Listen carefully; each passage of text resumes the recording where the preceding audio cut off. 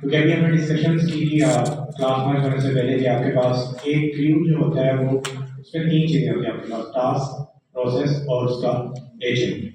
आप फ्लो क्या करते हैं और एजेंट टू एजेंट एक क्रू के अंदर जो मल्टीपल एजेंट्स हैं आपस में कम्युनिकेशन कर सकते हैं, अभी हमने इसकी डिटेल डॉक्यूमेंटेशन में भी देखा था। लेकिन एक फ्लो के अंदर मल्टीपल क्रूज आपस में जो है वो कम्युनिकेशन करते हैं। अगर आप एक क्रू की बात करते हैं तो उसमें तीन चीज़ें, और आप फ्लो की बात करें तो मल्टीपल क्रूज होंगे जो कि तीनों चीज़ों से मिलकर बने होंगे, तो आपस में कम्युनिकेशन करता है। फ्लो के साथ हम डिफरेंट जो प्रोजेक्ट्स इम्प्लीमेंट करेंगे। एक फर्स्ट वन है पॉइंट ईमेल ऑटो रिस्पॉन्डर, कि आपको ईमेल आई है, कोई रीड करेगा और आपको रिस्पॉन्ड करेगा। लीड सोर्स, आपके पास कोई लीड नहीं है, आप एनालिसिस करना चाह रहे हैं और आप किसी भी कंपनी मैनेजर या किसी को आप ईमेल करना चाह रहे हैं पर्टिकुलर लीड्स, आप लीड से काम करेंगे। उसके बाद आप एक एजेंट लिखेंगे जो बेसिकली आपकी एक बुक जो है वो पब्लिश करेगा विद एजेंट्स आपके पास एक। और उसके बाद मीटिंग असिस्टेंट्स, आपकी मीटिंग ले रहे हैं, आपने कोई एजेंट बनाया और जो कि आपकी मीटिंग में ज्वाइन करेगा और आपके जितने भी मीटिंग स्पेसिफिक नोट्स हैं वो आप क्या करेंगे, वो डॉक्यूमेंट करेगा, उनको राइट करेगा। और उसके बाद सेल्फ वेरिफिकेशन लूप्स हैं, उनका चैट बोर्ड्स हैं। और जो थर्ड वन है ये आप अपना कंटिन्यू करें। हम दो तीन टीचर आसिफ भाई, आप जुनेद भाई, निशान भाई और आप दोनों अभी 10 मिनट बाद आराम से 10 मिनट बाद ओके। पानी आ गया, एक गिलास पानी है, कोई भी ऐसे देख रहे हैं, मैं पानी बोतल मांगी है। ओके, जो अभी मंच हुए हैं उनमें से कितने लोगों को एजेंट्स का आइडिया है कि एजेंट्स होते क्या हैं?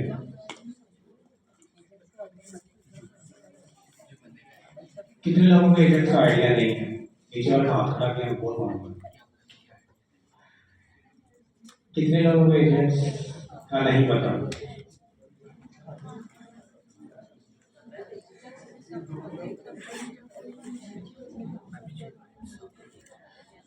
ओके, अगर आप लोगों को एजेंट्स क्लियर है तो अब हम टास्क की तरफ चलते हैं।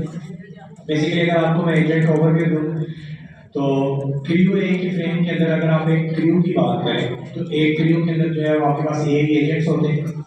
ए एजेंट्स के साथ जो होते हैं आपके पास टूल्स होते हैं उस टास्क को, ऑब्जेक्टिव को अचीव करने के लिए, जो कि आप एजेंट्स के साथ जो है अटैच करते हैं। उसके बाद आपके पास क्या होते हैं, टास्क होते हैं जो कि इंडिविजुअल असाइनमेंट्स होती हैं फॉर द एजेंट, कि इस एजेंट ने ये काम करना है, इस एजेंट ने ये काम करना है, इस एजेंट ने ये काम करना है, या इस आप इसको इस तरह से अज्यूम कर लें कि इस टास्क को कंप्लीट करने के लिए इस एजेंट ने काम करना है और ये एसोसिएशन है।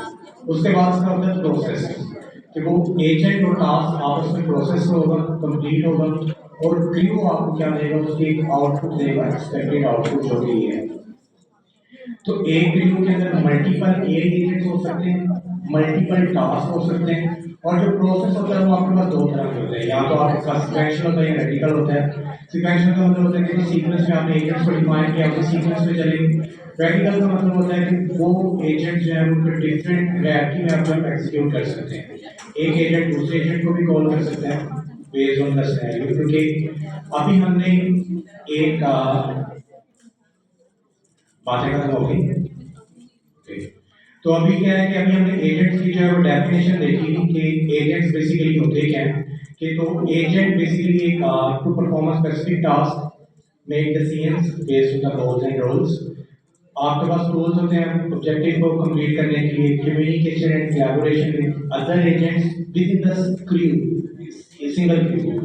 उसके बाद मेंटेन मेमोरी, और आपके पास टास्क जब आप डेलीगेट करते हैं, आप टास्क असाइन किए गई चीज़ें की हैं। तो ये एजेंट का बेसिकली एक ओवरव्यू है। एक टास्क, एक एजेंट करता क्या है, हम एजेंट को टास्क असाइन करते हैं, एजेंट का हम गोल रोल डिफाइन करते हैं कि एजेंट का क्या रोल है, क्या गोल है। एजेंट क्या करता है, उसको प्रोसेस करता है, अब एजेंट जो है वो मेमोरी को भी मेंटेन करता है। मेमोरी हमारे लिए इम्पोर्टेंट इस सेंस में है कि जब हमने एलएलएम की एग्जांपल्स पढ़ी तो हमने देखा था कि वो हिस्ट्री को मेंटेन नहीं करता, हमें हिस्ट्री मेंटेन करवानी पड़ती है, उसके पास उसका कोई कॉन्टेक्स्ट नहीं होता। तो जब आप एक एजेंट के साथ इंटरेक्शन करते हैं तो वो क्या करता है कि उसकी आपस में जो भी उसने कोई टास्क परफॉर्म किया है, कोई काम किया है, तो वो क्या करता है उसका कॉन्टेक्स्ट या उसकी हिस्ट्री या उसका मेमोरी को मेंटेन करता है और नेक्स्ट टाइम उसको यूटिलाइज करता है। तो ये एक मेमोरी उसकी होती है। हम मेमोरी को पढ़ेंगे डिटेल में, शॉर्ट टर्म लॉन्ग टर्म उस तरह की मेमोरी को क्या क्या डिटेल में देखेंगे। तो ये एजेंट होता है। अब एजेंट को बनाने के लिए क्यूए के अंदर एक स्पेसिफिक क्लास है जिसका नाम है एजेंट। अब वो क्लास के अंदर डिफरेंट पैरामीटर्स एट्रीब्यूट जो है वो हम पास करते हैं, लेकिन एक एजेंट को बनाने के लिए तीन चीजें जरूरी हैं, उसका रोल, उसका गोल और उसकी बैक स्टोरी। आप सबसे पहले एजेंट डिफाइन करते हैं, उसका रोल बताते हैं कि वो एजेंट है क्या, ठीक है, उसका हम गोल बताते हैं और उसका बाद उसको बैक स्टोरी बताते हैं। इसकी मैंने भी आपको एग्जाम्पल दी कि अगर हम मेरे पास एक पाकिस्तानी टीम का एक क्रू है और उसमें मैंने एजेंट्स बनाए जो कि हम प्लेयर्स को कंसीडर करते हैं कि वो मेरे पास एजेंट्स हैं। अब उसमें फास्ट बॉलर्स हैं, स्पिनर्स हैं, ऑलराउंडर्स हैं, आपके पास बैट्समैन है। तो फास्ट बॉलर उसका रोल है कि उसमें वो फास्ट बॉलिंग करवानी है, स्पिनर उसका रोल है कि उसमें जब स्पिनिंग करवानी है, बैट्समैन का रोल है कि उसमें प्ले करना है और ऑलराउंडर का मतलब उसमें बॉलिंग और बैटिंग दोनों चीजें करनी है। तो पाकिस्तानी टीम में क्रू क्रू है, आपके पास एक टॉप लेवल ऑर्गेनाइजेशन होता है जो कि आपकी एरिया को मैनेज कर रहा होता है और रिस्पॉन्सिबल होता है कि आपके पास एक आउटपुट आए, आपके पास एक आउटकम है जिसको आप यूटिलाइज कर सकें। तो टॉप लेवल ऑर्गेनाइजेशन एक क्रू होता है, उसके अंदर एजेंट्स होते हैं, एजेंट्स मल्टीपल हो सकते हैं और एजेंट्स आपस में एज अ टीम काम करते हैं फॉर स्पेसिफिक टास्क को अचीव करने के लिए। जैसे कि पाकिस्तानी टीम काम करती है मैच को हारने के लिए, जीतने की तो बात नहीं है, तो एक एज अ टीम है वो काम करते हैं एक टास्क को अचीव करने के लिए। हाँ, टास्क है ना बेसिकली कि मैच जीतना है या हारना है। अब वो जो प्लेयर्स हैं वो एजेंट्स हैं, वो आपस में कोलैबोरेशन करते हैं, आपस में इंटरेक्ट करते हैं। अब उन उसमें क्या करना है, टास्क जो है वो अचीव करना है। अब हर प्लेयर को उसका रोल बताया गया कि तुम कैप्टन हो, तुम वाइस कैप्टन हो, तुम पास बॉलर, तुम स्पिनर, उसका रोल है। उसके बाद उसका गोल बताया गया कि भाई तुमने अगर बॉलिंग करवानी है, तुमने फास्ट बॉलिंग करवानी है, अगर तुमने स्पिनिंग करवानी है, तुम जो है वो डेटा स्पिन करवाना है। उसके बाद उसको बैक स्टोरी बेसिकली क्या होता है कि आप एक कोई भी एजेंट बनाते हैं तो उसको नहीं पता होता वो क्या है, ठीक है, आप उसको थोड़ा सा बैकग्राउंड बताते हैं, ठीक है, भाई तुम ये थे, तुम ये कर सकते हो, तुम्हारे पास ये करने की ऑप्शन है, तुम ये काम करोगे, इन काम को करते हुए तुम्हें क्या करना है, टास्क क्या अचीव करना है। तो वो आपके पास क्या होती है, आपके पास बैक स्टोरीज होती है। और एजेंट्स को डिफाइन करने के लिए अभी हमने डिस्कस किया था कि आपके पास दो तरीके होते हैं, या तो आप डॉट YAML की फाइल बनाते हैं या आप डायरेक्ट कोड के अंदर जो है उसकी ऑप्शन जो है वो पास कर देते हैं। अब YAML जो है वो आपके पास एक मार्कअप लैंग्वेज है, एचटीएमएल लैंग्वेज जो कि यूज की जाती है for configuration files. Most of the project में आप डॉकर के साथ काम करें, इसमें काम करें, तो कॉन्फ़िगरेशन की जितनी भी फाइल्स होती हैं वो सारी की सारी YAML में लिखी जाती हैं। YAML के अंदर कर्ली ब्रेसेस के अंदर जो भी चीज आती है वो आपके पास वेरिएबल्स होते हैं और वो वेरिएबल्स आप जब एक एजेंट को पास करेंगे, इनपुट पास करेंगे, तो वो क्या करेगा, काम करेगा। इसके हमने आउटपुट देखी ये वाली कि आपके पास एक एजेंट है AALN, मैंने टॉपिक दिया उसे कि आपने AALN पे जो है वो रिसर्च करनी है और कंडक्ट करनी है। अब AALN यहाँ से आया, ये मेरे पास बन गया AALN सीनियर डाटा रिसर्चर। उसका रोल, उसका गोल, उसने क्या काम करना है और उसकी जो है बैक स्टोरी, उसके पास क्या बैकग्राउंड है। उसमें मैंने बताया कि भाई तुम टॉपिक्स को रिसर्च करते हो, तुम्हारे पास इस टॉपिक का जो बहुत डेप्थ में नॉलेज है और तुम इस तरह से रिसर्च करते हो उसको प्रेजेंट करोगे हर एक के लिए, वो इजी टू रीड और इजी टू प्रेजेंट करना। और उसके बाद एक मैंने एजेंट बनाया रिपोर्टिंग के नाम से, जिसको मैंने बताया कि तुम बहुत अच्छे रिपोर्टर हो, एनालिस्ट हो, तुम रिपोर्ट का एनालिसिस करते हो बहुत अच्छा से, और तुम जो है वो एक इंफॉर्मेशन जो तुम दी है तुम उसको एक कंसाइज और इंफॉर्मेशन बेस्ड जो है प्रेजेंट करते हो। तो हमारे पास दो एजेंट्स हैं। अब एक क्रू के अंदर जो नेक्स्ट चीज आती है वो होती है टास्क।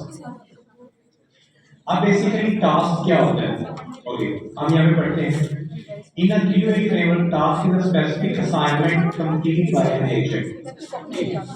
जी,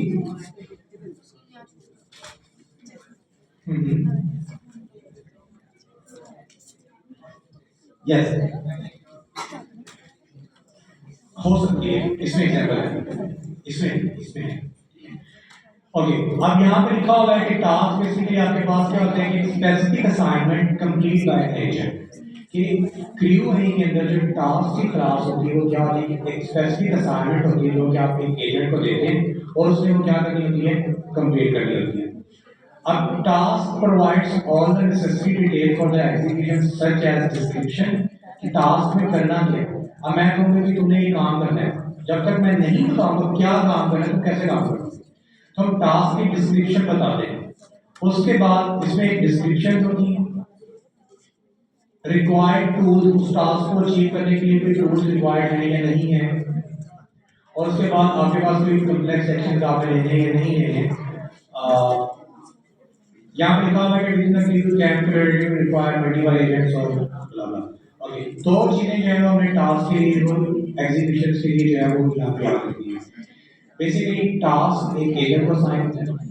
टास्क के अंदर दो चीजें इंपॉर्टेंट होती है, आपका डिस्क्रिप्शन और एक आउटपुट। ठीक है, आप बताते हैं कि मेरी ये डिस्क्रिप्शन और मैंने जो आउटपुट लेनी है इस फॉर्मेट में लेनी है। आउटपुट फॉर्मेट जो होता है वो आपका इंपॉर्टेंट होता है। आपने देखिए मैंने एक टास्क लिखा है, मैंने एक एजेंट को बनाया कि तुमने ये काम करना, तुम्हारा ये टास्क है। अब मैं उस एजेंट को अपनी स्पेसिफिक आउटपुट फॉर्मेट में बताऊंगा कि तुमने मुझे पीडीएफ में देना है, तुमने मुझे कोड में रिजल्ट देना है, तुमने मुझे टेक्स्ट फाइल में रिजल्ट देना है। आपके पास रिक्वायर्ड जो आउटपुट होती है वो इंपॉर्टेंट होती है, आउटपुट फॉर्मेट। तो ये आप टास्क के अंदर डिफाइन करते हैं।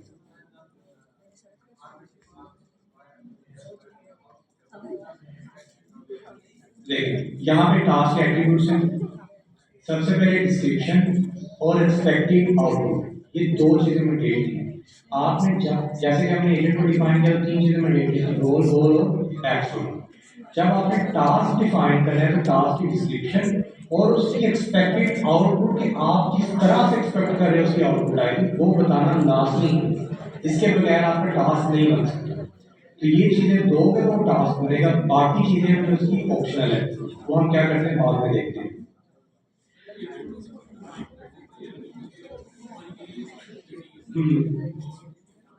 टास्क असाइन करते हैं।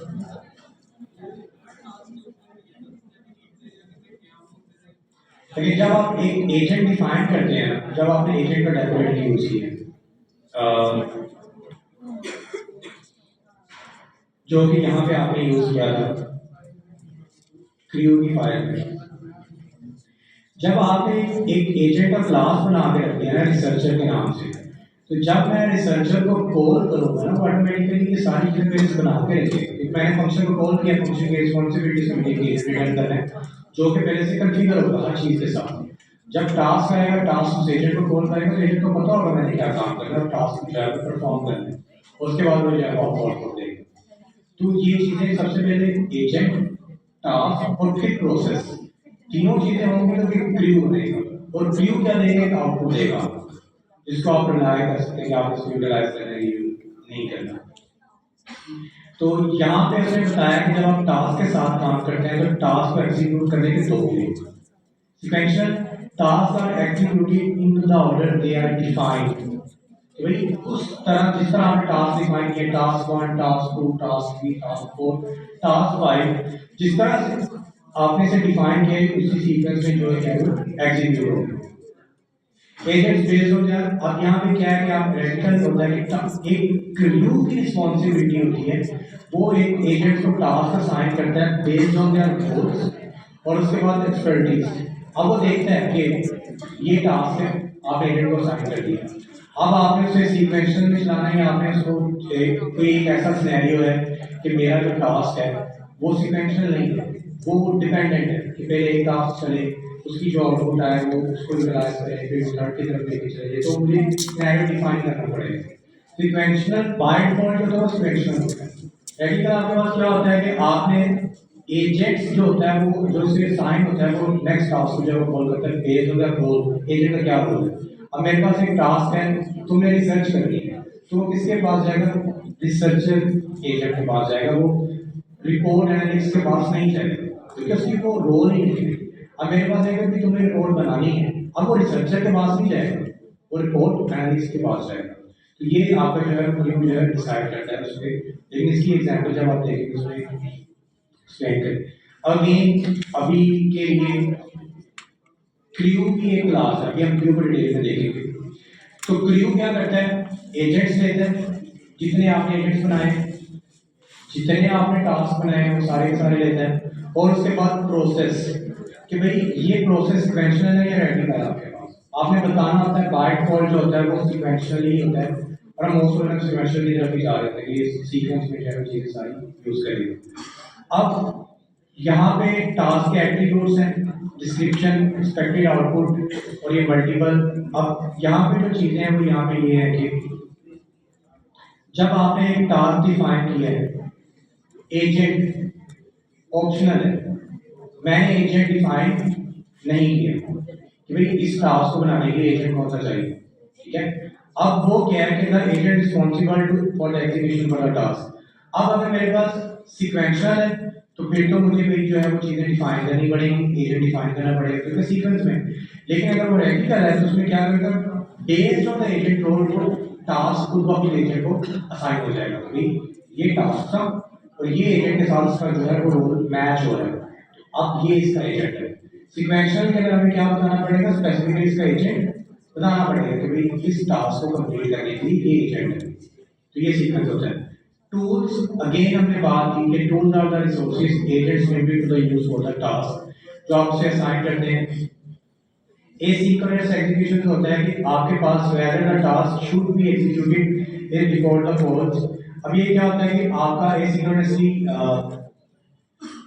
इसकी आप एग्जांपल ले लेंगे, डिपेंडेंट टास्क जो आपके पास होते हैं, सीक्वेंस बेसिकली प्रोमिसेस जो होते हैं, अगर हम जावास्क्रिप्ट टास्क की बात करें तो जो प्रोमिसेस होता है कि एक की आउटपुट आई है वो सेकंड में रिक्वायर्ड है, उसकी आउटपुट आई है वो थर्ड में रिक्वायर्ड है, थर्ड की आउटपुट आई है वो फोर्थ में रिक्वायर्ड है, वो एक सीक्वेंस जो है टास्क एग्जीक्यूशन की होती है, आपसे बताते हैं कि ये टास्क सीक्वेंस में है नहीं है।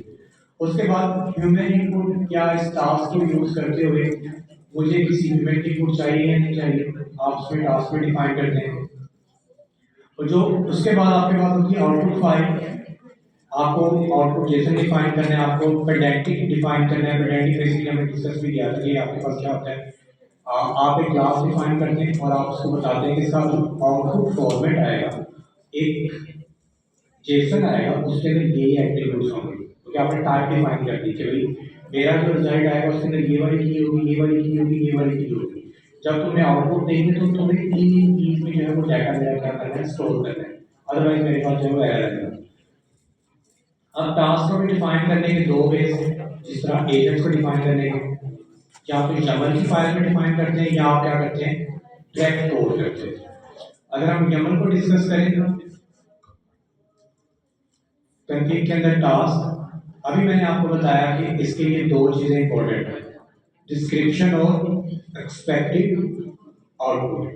डिस्क्रिप्शन में बताया कि भैया आप जो है conduct through research about topic, make sure you find interesting and valuable information given in the current year, जो भी हम इसे करंट ईयर जो है पास करेंगे 2025, 2024, 2023। Expected output a list with the 10 bullet points for the most relevant information about the topic। कि भाई एक टास्क है, उसकी ये डिस्क्रिप्शन है कि इस टॉपिक के तुमने क्या करनी है, रिसर्च करनी है, और तुमने वो रेलिवेंट रिसर्च कहाँ पे करनी है, इस साल की रेलिवेंट रिसर्च करनी है और द कंट्री में। अब हमने इसे बताया एजेंट कि भाई इस टास्क को कंप्लीट करने के लिए कौन सा एजेंट यूज होगा, रिसर्चर का। हमें रिसर्चर का एजेंट भी देखा तो क्या काम करता है। अब है हमारे पास रिपोर्टिंग टास्क, यस हम पास करेंगे वहां से। मैंने भी आपको बताया कि YAML के अंदर करली ब्रेसेस के अंदर जो भी चीज होती है वो आपके पास क्या होते हैं, वेरिएबल्स। तो वेरिएबल्स हम एज इनपुट जो है वो पास करते हैं उससे, तो हम उसे यूज करते हैं। अगेन रिपोर्टिंग, आपने बताया कि इसकी डिस्क्रिप्शन क्या है कि तुम्हारा टास्क है review the context of the code, expand each topic into a full section of the report for the output, और ये आपके पास एक्सपेक्टेड आउटपुट है और ये आपने सारी सी चीजें बताई। और यहाँ पे आपने से बताया कि आपके पास कौन सा रिपोर्टिंग एजेंट है जो कि रिपोर्ट एनालिटिक्स के नाम से जो है आपने एजेंट डिफाइन किया हुआ है। अब यहाँ पे आपने रिसर्चर लिखा हुआ है और आपने यहाँ पे रिपोर्टिंग एनालिस्ट लिखा हुआ है। ये बेसिकली आपके क्यू के अंदर जो ये फंक्शन है ये बेसिकली ये वाले, अगर आपने यहाँ पे एजेंट रिपोर्टिंग एजेंट 2 लिखा हुआ है तो आपको टास्क के अंदर रिपोर्टिंग एजेंट 2 बताना पड़ेगा। वट एवर आपने यहाँ पे यमन के अंदर इसका जो नाम लिखा हुआ है आपने रिपोर्टिंग एजेंट लिखा हुआ है या रिपोर्टिंग एनालिस्ट लिखा हुआ है, इससे फर्क नहीं पड़ता, वो टास्क एजेंट के लिए था। जब आप एक टास्क बनाते हैं तो टास्क के अंदर आप एक एजेंट बताते हैं, और एजेंट बेसिकली क्या होता है, आपका यहाँ पे एजेंट के डेकोरेटर के साथ जो फंक्शन नेम होता है वो आपके पास एजेंट होता है। बेसिकली वो फंक्शन नेम, जब वो इस फंक्शन को कॉल करेगा तो वो किसको कॉल करेगा, एक एजेंट को कॉल करेगा और वो एक एजेंट रिटर्न करेगा। तो यहाँ पे यमन के अंदर आपने यहाँ पे रिपोर्टिंग एनालिस्ट लिखा है, अगर आपके फंक्शन का नाम एनालिस्ट 2 है तो आपको यहाँ पे 2 लिखना पड़ेगा। अगर आपने नाम यहाँ का नाम ABC लिखा हुआ है या आपने रिपोर्टिंग लिखा हुआ है, आपको भी यहाँ पे क्या करना पड़ेगा, रिपोर्टिंग ही करना पड़ेगा। ये बेसिकली मैंने अभी बताया कि सबसे पहले एजेंट फिर टास्क। अब एक टास्क को चाहिए एजेंट, अब एजेंट किस पे डिफाइन किया आपने, एक फंक्शन। अब जब तक आप टास्क उस फंक्शन का नेम नहीं बताओगे तो कैसे एजेंट कॉल करेगा, तो दोनों का नाम सेम होना लाजमी है। इसके अंदर आपने चाहे जो मर्जी लिखा हुआ है, इससे फर्क नहीं पड़ता, आपके जो फंक्शन का नेम है वो आपके टास्क के लिए रिक्वायर्ड है। जब मैंने एक टास्क डिफाइन किया वो किसको कॉल करेगा, इस फंक्शन को। जब वो इस फंक्शन को कॉल करेगा तो क्या चीज रिटर्न करेगा, एक एजेंट रिटर्न करेगा जो कि टास्क को चाहिए। क्लियर हुआ कि यहाँ पे जो है यहाँ पे आपने ये नहीं करना कि आपने एजेंट का नाम वो वाला रखना है जो कि आपने रिसर्च का नाम रखा हुआ है, या आपने एजेंट्स के अंदर जो चीज डिफाइन की हुई है, यहाँ पे टास्क के अंदर एजेंट का नेम वो वाला नेम आएगा जो कि फंक्शन का नेम है, जो कि आपने डिफाइन किया हुआ है अपने पाइथन की फाइल के अंदर जो कि QA। यस, अगेन जब आपने एजेंट डिफाइन करना है तो एजेंट का डेकोरेटर डिफाइन करना है, और जब आपने टास्क डिफाइन करना है तो आपने क्या करना है, टास्क का डेकोरेटर जो है वो डिफाइन करना है। तो यहाँ तक दो चीजें बनी है, एजेंट और टास्क। अब किसकी रिस्पॉन्सिबिलिटी एजेंट को टास्क को प्रोसेस करने की, क्रू की। मतलब हमें क्रू की क्लास अब चाहिए जो कि क्या लेगी, एजेंट्स और टास्क, और उनको क्या कराएगी, प्रोसेस, और प्रोसेस कराने के बाद हमारे पास क्या आएगी, एक आउटपुट आएगी जो कि हमारे पास आउटपुट नजर भी आ रही है। ओके, हम इस टास्क की बाकी एग्जांपल्स देखते हैं।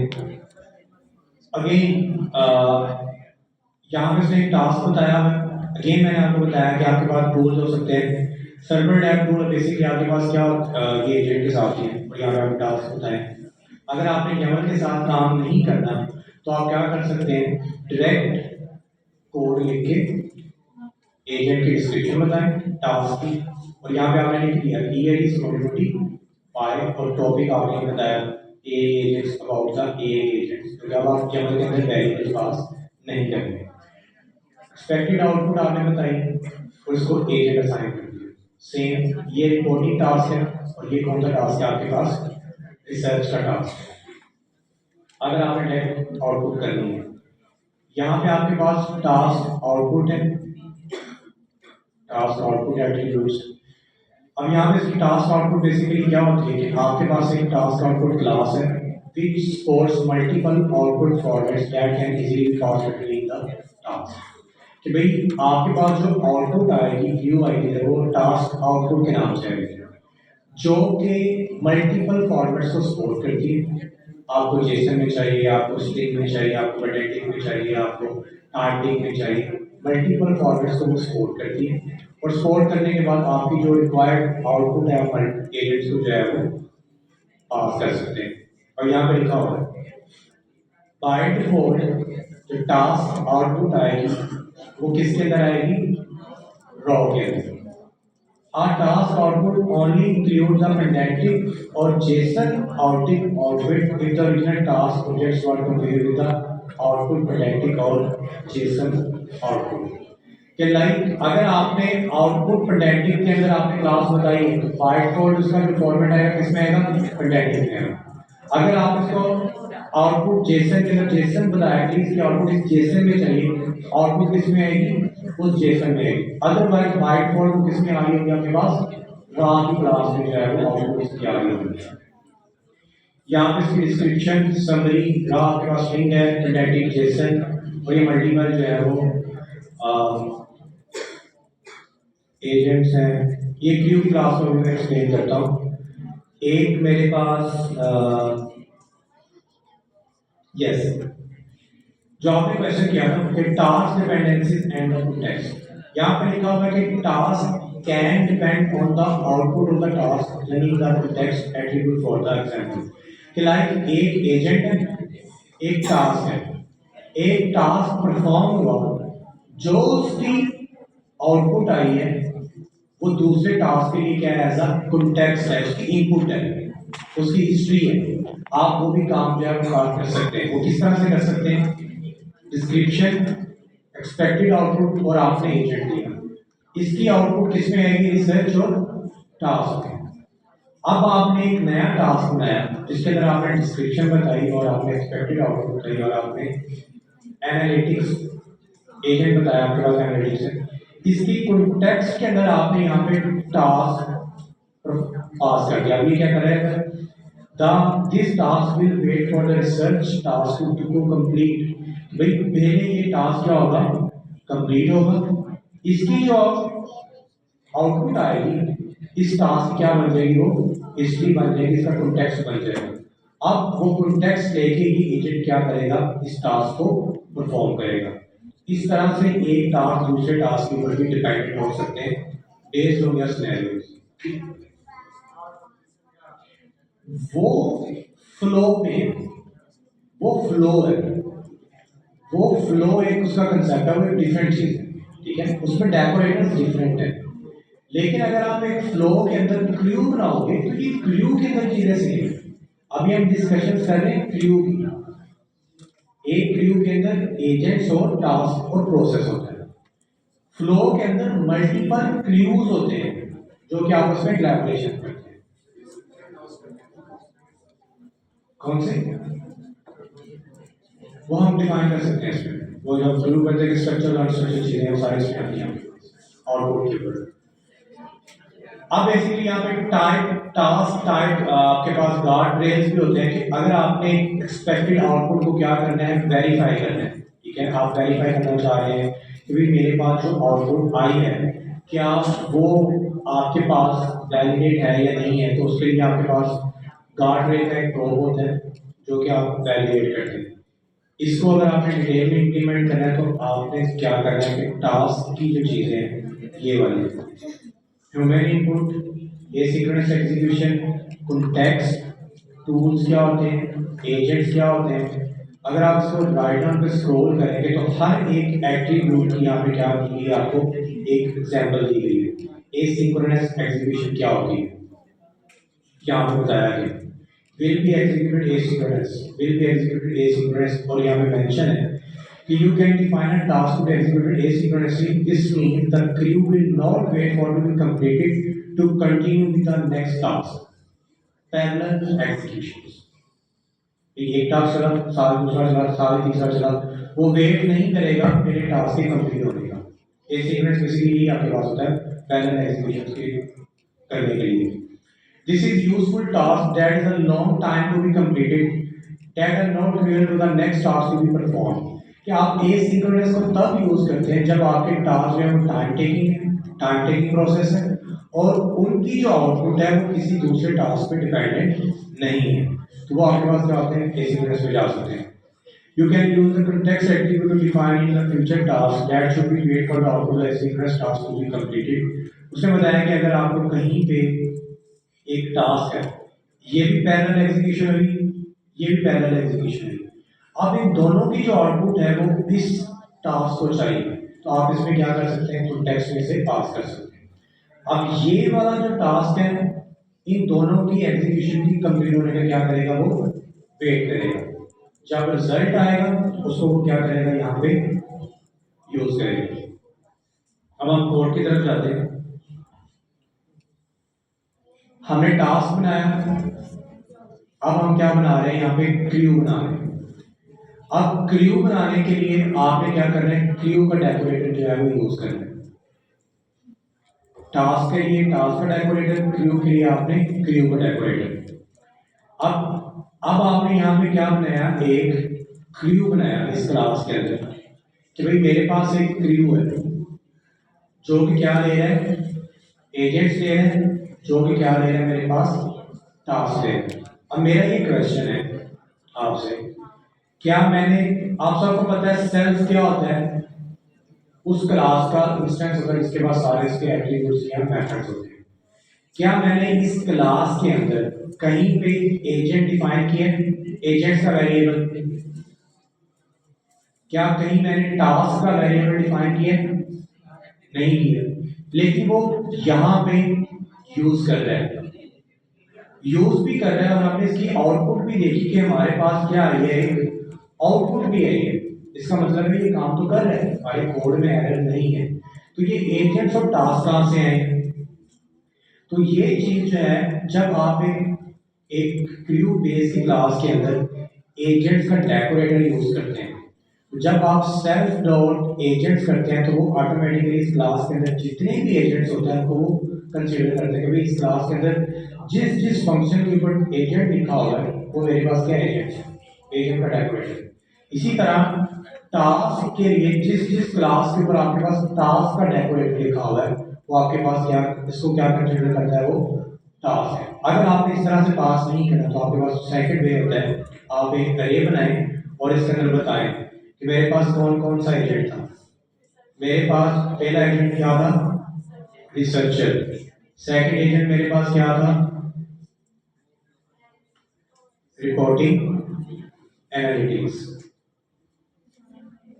और यहाँ पे आपके पास क्या कह रहा है कि वो कह रहा है कि रिसर्चर इज नॉट डिफाइंड, और हम इसको उसमें कर लेते हैं, और ये आपके पास क्या है, रिपोर्टिंग और एनालिटिक्स। तो आप एजेंट्स इस तरह से भी जो है वो पास कर सकते हैं, लेकिन अगर आप इस तरह से पास नहीं कर रहे तो बेहतर यही है आप सेल्फ, मैं यहाँ पे लिखता हूँ एजेंट्स सेल्फ डॉट। अब मैं देखो जैसे ही सेल्फ डॉट करूंगा तो मुझे यहाँ पे डिफरेंट चीजें जो इसकी नजर आना शुरू हो जाएगी, क्रूज हैं, टास्क हैं, रिसर्चर्स हैं। लेकिन अगर मैं सिर्फ और सिर्फ एजेंट्स लिखूंगा तो वो क्या करेगा, एजेंट्स को यहाँ पे गेट करेगा।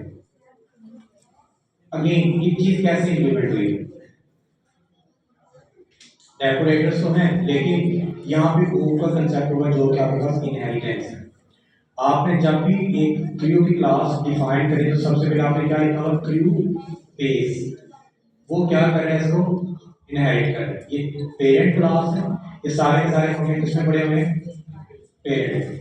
जब इनहेरिटेंस होती है तो चाइल्ड क्लास क्या कर सकती है, अपने पेरेंट के भी फंक्शंस को या एट्रीब्यूट्स को क्या कर सकती है, कॉल कर सकती है। तो आपने जब भी क्रू बनाना है तो आपने सबसे पहले क्रू बेस का डेकोरेटर यूज करना है कि क्रू बेस के जितने भी मेथड्स हैं वो सारे के सारे इस क्लास में क्या हो, इनहेरिटेड हो। अगर हम इस क्लास में जाते हैं तो ये देखिए ये क्या है, CLS जेनेरिक टाइप। इस क्लास के अंदर ये सारी चीजें डिफाइन है,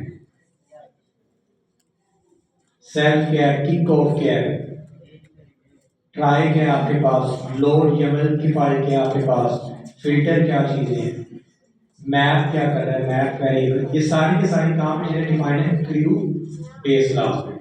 और जब हम डेकोरेटर यूज करते हैं तो यहाँ पे क्या हो जाती है आपके पास, इनहेरिट है, और ये सारी की सारी चीजें आपकी फिर उस क्लास में से आना शुरू हो जाती है जो कि रिस्पॉन्सिबल है।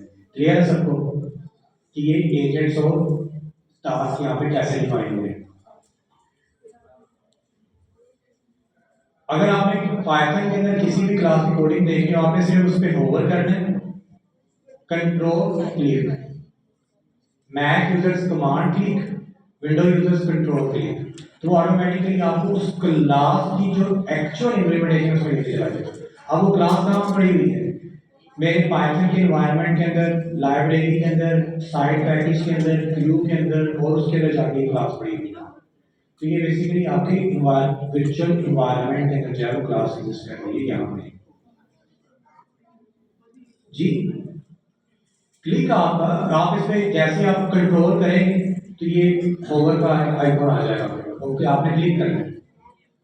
तो आप किसी भी क्लास में एजेंट की आप डेफिनेशन देखें तो आप यहाँ पे देख सकते हैं क्योंकि एजेंट है क्या, ये देखो marks of method as a Q agent ये डेकोरेटर। अब इसके अंदर मेमोराइज का फंक्शन जो है वो यूज हो रहा है, उसके अंदर वो मेमोराइज फंक्शन को आर्गुमेंट्स को लेके चल रहा है और ये फंक्शन रिटर्न कर रहा है। अब रैप क्या है, एक डिफरेंट क्लास है डेकोरेटर जो कि फंक्शन को रैप कर रहा है और ये फैक्टरी पैटर्न की बॉडी नहीं कर रहा है। तो हर एक क्लास की इम्प्लीमेंटेशन आप देख सकते हो किस तरह से इम्प्लीमेंट हुई है, लेकिन इतनी डिटेल में जाना नहीं, मतलब जो आता है वो भी चला जाए। ओके, यूटिल्स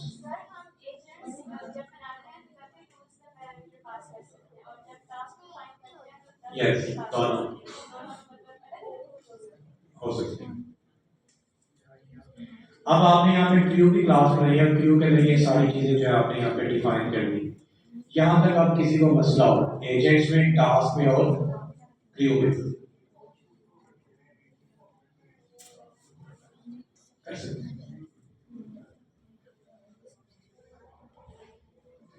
ओके, पहले हम इसकी आउटपुट देखते हैं, मैं इसको डिस्कस करूँगा, फिर उसके बाद हम उसकी डिस्कशन करते हैं।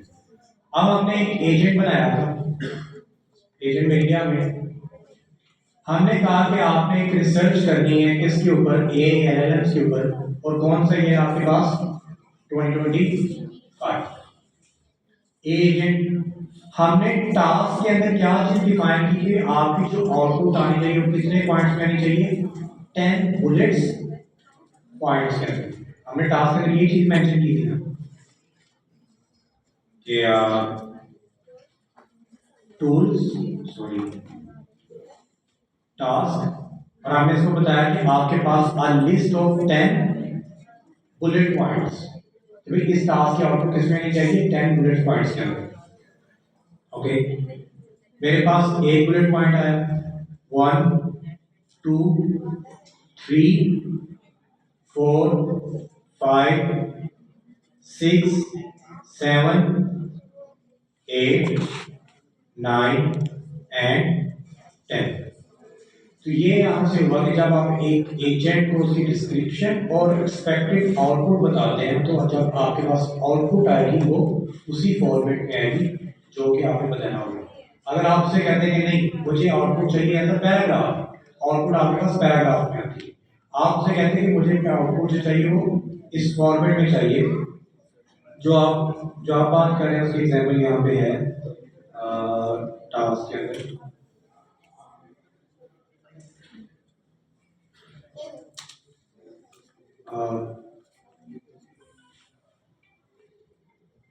अभी मैंने इसकी एग्जाम्पल देखी थी,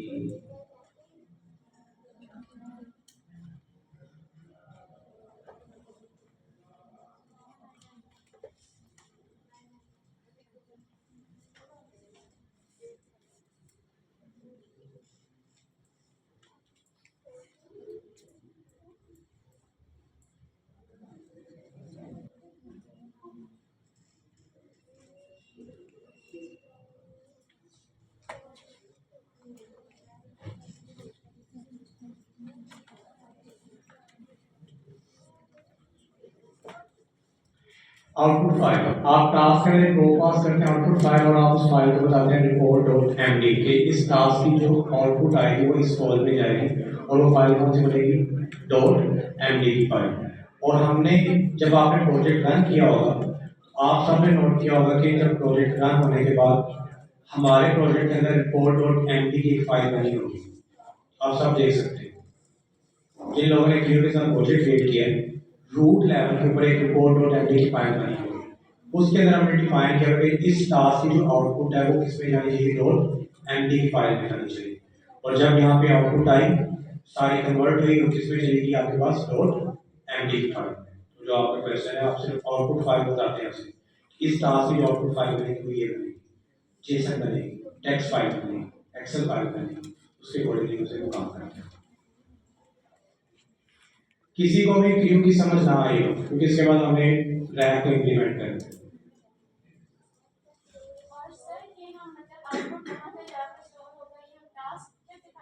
यस, आउटपुट फॉर्मेट टास्क का पैरामीटर एक फाइल जो है वो डिस्कस नहीं की हमने, वो रहेगी वो हम डिस्कस कर लेते हैं, मेन फाइल।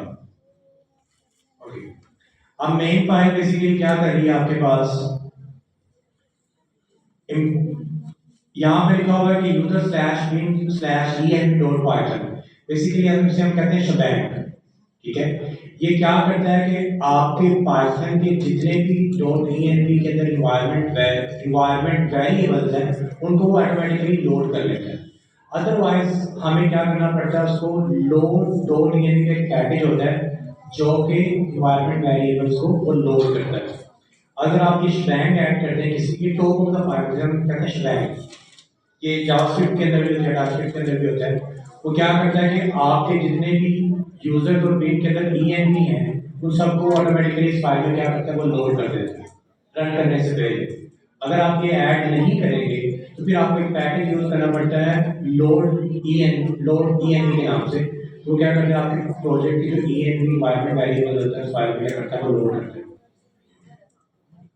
.env के नाम से, या लोड env है, लोड है ना मेरे ख्याल में, load env, okay dot env, Python dot env, sorry. तो ये क्या करता है कि पाइथन डॉट env का एक आप पैकेज इंस्टॉल करते हैं और उसके बाद आप इसमें डॉट env जैसे आप इंपोर्ट करते हैं लोड डॉट env और उसके बाद लोड डॉट env, आपके जितने भी इन्वायरमेंट वेरिएबल्स यहाँ पे डिफाइन होते हैं उन सबको वो क्या करता है, फाइल में ऑटोमेटिकली इंपोर्ट कर लेता है। अगर आपने ये पैकेज यूज नहीं किया होगा, आप क्या करते हैं, सिर्फ और सिर्फ ये ऐड कर देते हैं शबैंग, तो आपके इन्वायरमेंट वेरिएबल्स जितने बड़े थे वो सारे सारे लोड हो जाते हैं उस फाइल में। अब डेट टाइम एक आपके पास एक पैकेज है जो कि आपको डेट टाइम की लाइब्रेरी है जो कि रिटर्न चीजें करते हैं। अब हमने क्या किया कि latest AI development dot crew, अब हम क्या करें, अपनी क्लास जो हमने बनाई हुई है उसको क्या कर रहे हैं, यहाँ पे इंपोर्ट कर रहे हैं कि भाई लेटेस्ट डॉट env, लेटेस्ट क्या है, मेरे पैकेज का src के अंदर क्या है, वो नाम है। ठीक है, लेटेस्ट डॉट क्रू का मतलब है कि भाई उस पैकेज के अंदर कौन सी क्लास पड़ी हुई है, क्रू के नाम से, और उस क्रू में से आपने किसको इंपोर्ट करना है, लेटेस्ट एआई डेवलपमेंट को। अगर मैं इस पर क्लिक करता हूँ तो ये मुझे कहाँ पे लेके चला जाता है, इस वाली क्लास में जिसको भी हमने काफी डिटेल में क्या किया है, डिस्कस किया है।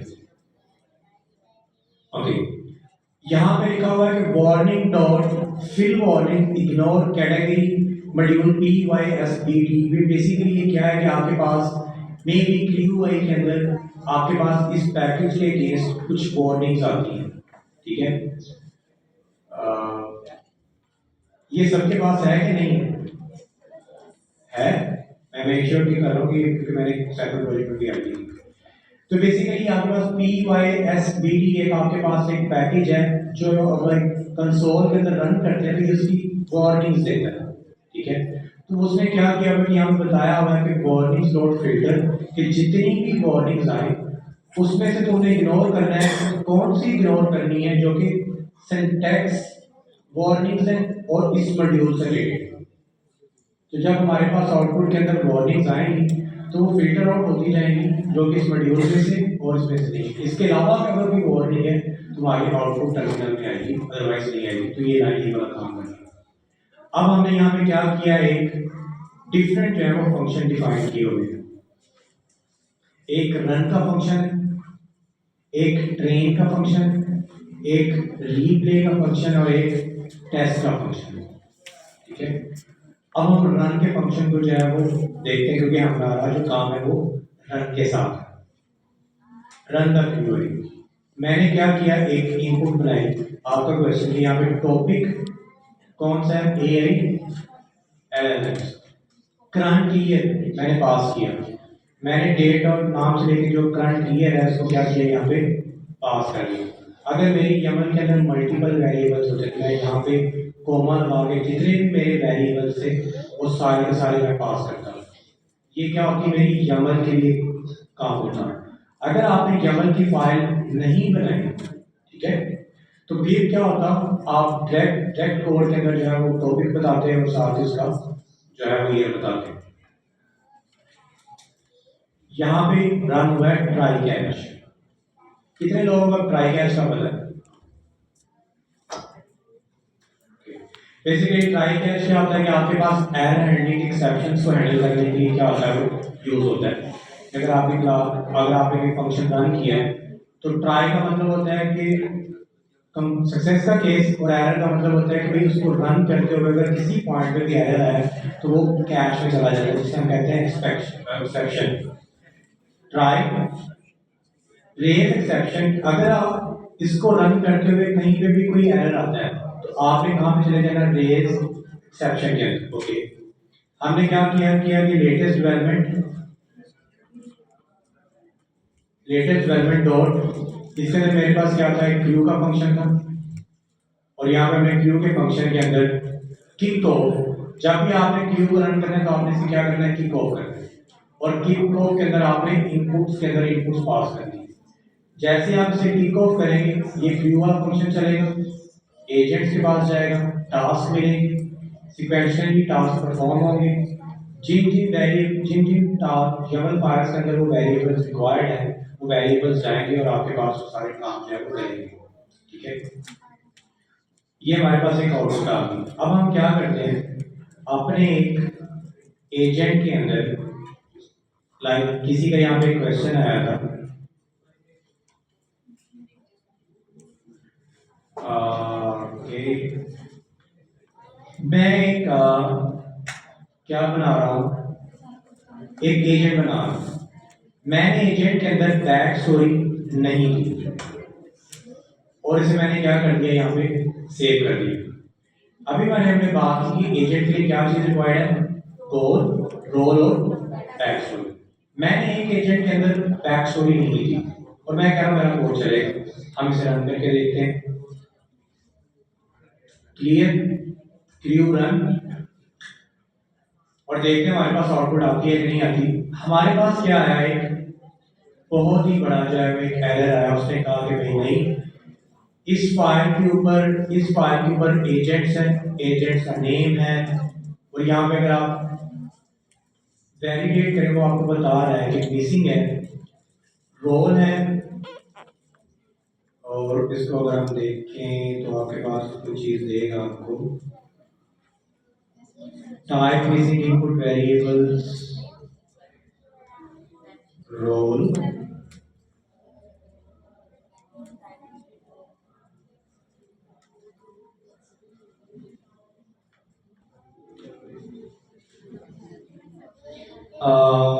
One agent while using a validation error for the agent, वो बता रहा है कि एजेंट यस, ये बात कि भाई मेरे पास एक एक्सेप्शन आई जब मैंने इसको रन किया कि भाई आपके पास एक एजेंट है जिसके अंदर बैक स्टोरी नहीं, और वो क्या है, फील्ड रिक्वायर्ड है। अब ये एरर कहाँ से आ रहा है, पेडेंटिक से, क्योंकि अभी हमने बात की कि पाइथन के अंदर टाइपिंग तो है ही नहीं, वो चीजें सारी नहीं है। आप वो कहाँ से वैलिडेशन कर रहे हैं, वो पेडेंटिक की लाइब्रेरी से कर रहे हैं कि भाई उसके अंदर हमने ये चीजें डिफाइन कर दी, ये चीजें रिक्वायर्ड, ये ऑप्शनल है। अगर रिक्वायर्ड चीजें भी नहीं आती तो जब मैं तुम्हें रन करूँ तो तुम्हारे पास क्या आना चाहिए, एरर आना चाहिए। तो ये बेसिकली जो है आपके पास एक एरर है जो कि आपको यहाँ पे शो हो रहा है। मैं यहाँ पे वापस जाता हूँ और मैं ऐसे कहता हूँ, अगर मैं बैक स्टोरी दे देता हूँ, अब मैं टास्क के अंदर क्या करता हूँ, इससे मैंने एक टास्क बनाया क्रियो के अंदर, और मैं ऐसे कहता हूँ कि आपके पास जो रिपोर्ट आउटपुट है वो एमडी नहीं बल्कि एक जेसन की फाइल है, रिपोर्ट जो है वो जेसन की फाइल में आनी चाहिए। ठीक है, अब आप रिपोर्ट का फॉर्मेट जो है वो चेक करके देखते हैं। ओके, एजेंट को रन करते हैं दोबारा से, और इसे अब हम टॉपिक देते हैं ALLM की बजाय, अब हम इसे टॉपिक देते हैं कौन सा,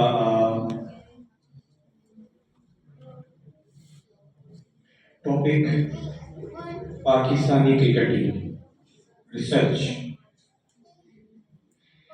पाकिस्तान क्रिकेट टीम। ओके, देखते हैं कि इसमें क्या वो रिसर्च करता है हमारा एजेंट इसके बारे में। हमने टॉपिक बताया और हमने कहा कि करंट ईयर 2025 में इसके बारे में क्या रिसर्च है आपके बारे में। ओके, हम एजेंट को रन करते हैं, क्रू रन। उसमें कहते हैं पाकिस्तान की cricket team senior data researcher conduct through survey, और उसने हमारे पास आउटपुट दी। उसने कहा कि new coaching staff and strategies हैं जो 2024 आपके पास आई। Perform major tournaments 2025, a detail breakdown champion trophy, क्योंकि पाकिस्तान होस्ट कर रहा है 2025 में। ये इन्फॉर्मेशन कहाँ से आ रही है? अब एलएलएम के पास तो इतनी लेटेस्ट इन्फॉर्मेशन नहीं है। अभी हमने बात की कि एलएलएम जो है वो आपके पास क्या है, ट्रेन डाटा है जो कि नॉलेज का टॉप है।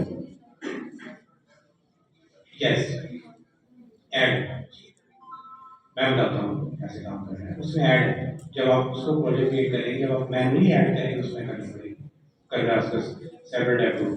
अब वो चैंपियन ट्रॉफी के रिज्यूम कर रहा है इसको। अब इसके अंदर वो क्या कह रहा है कि आपकी पूरा का पूरा आपने रिसर्च की, ठीक है। उसके बाद आप बताया कि भाई impact of fitness and injury management, impact of form versus way matches, और आपके पास बैटिंग ऑर्डर्स, और इसका पूरा रिकॉर्ड हुआ। उसमें बताया कि ये चीजें, और हमने इसे बताया कि आपके पास जो आउटपुट आनी चाहिए वो कहाँ पे आनी चाहिए, डॉट जेसन की पार्टी में। हम अपने प्रोजेक्ट में जाते हैं और अब देखिए मैंने फाइल का फॉर्मेट क्या बताया था, रिपोर्ट डॉट जेसन। मेरे पास डाटा किसमें आ गया, एक जेसन में, लेकिन क्या ये वैलिड जेसन है? नहीं। तो अब मैं क्या कर सकता हूँ, यहाँ पे जो है वो आउटपुट वैलिडेशन का चेक लगा सकता हूँ कि मैं अपने जेसन को वैलिडेट करूँ क्या कि आउटपुट का जो जेसन है वो प्रॉपर वैलिडेट हुआ है या नहीं हुआ। अब यहाँ पे कौन सी क्लास यूज हो सकती है, टास्क की टाइप कार्ड रेंज, जो कि आपके जेसन के डाटा को क्या करेगी, वैलिडेट करेगी। तो इस तरह जब आपके पास सिनेरियोस या टास्क आते हैं तो आप इनके मल्टीपल प्रॉप्स को जो है वो यूज कर सकते हैं। तो ये एक बेसिकली एक क्यू है और एक ये बेसिकली एजेंट है। अब यहाँ पे हमारे पास इस एजेंट के पास डॉट ई एन वी और okay Q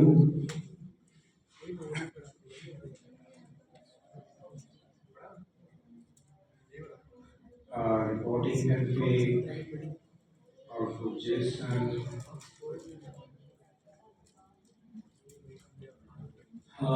knowledge task fallback। इसमें हमने तो वो दिया नहीं था, तो आपकी बात बिल्कुल ठीक है। ये डाटा कहाँ से लेगा? Perform major tournaments 2025।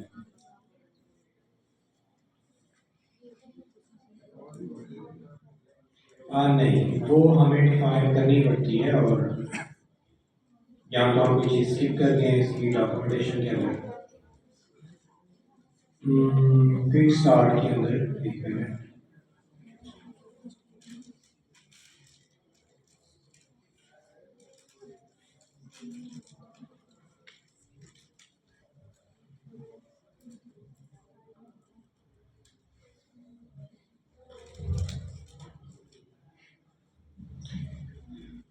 या फिर ये एलएलएम के पास इंफॉर्मेशन होगी, क्योंकि हम जर्नल का यूज करें, जर्नल लेटेस्ट में चल रहा है।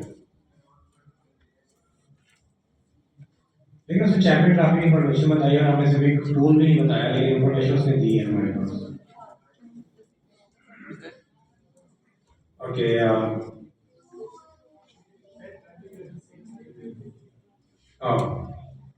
Good idea. सर उसने प्रेडिक्शन की होगी। नहीं, वो बता रहा है प्रॉपर कि आपके पास इन 2024 ये काम हुआ। Performance in major tournaments 2025, a detailed breakdown of Pakistan performance in major international tournaments, World Cup, Champion Trophy, assuming they are still active in 2025, or other significant yes prediction search के ऊपर कि भाई वो चैंपियन ट्रॉफी जो है वो कर रहे हैं, सेवा की है। बस ये है कि हाइब्रिड मॉडल का बता रहे हैं कि इनके के मैचेस कहां पर होंगे। नहीं, बिकॉज़ जो आईसीसी के टूर्नामेंट्स होते हैं 2-3 साल पहले डिसाइड होते हैं, मे बी वहां से इंफॉर्मेशन एग्जैक्टली ये भी हो सकता है। करंटली चल रहा हो, ओके, हम इससे एजेंट से करवाते हैं कि टॉपिक बताएं जिस पे आपने रिसर्च करवानी है इससे, बहुत जो कि करंटली हो, भी हम देख लेते हैं कि इसकी इंफॉर्मेशन कहाँ से लेके आते हैं। कौन सा ग्रोथ 3 के बारे में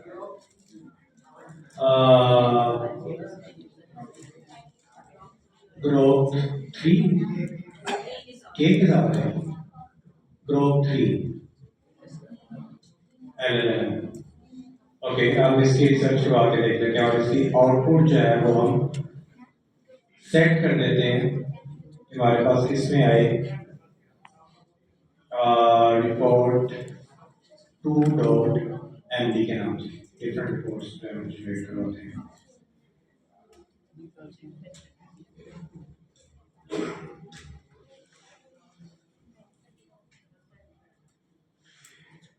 Uh, 2025, okay.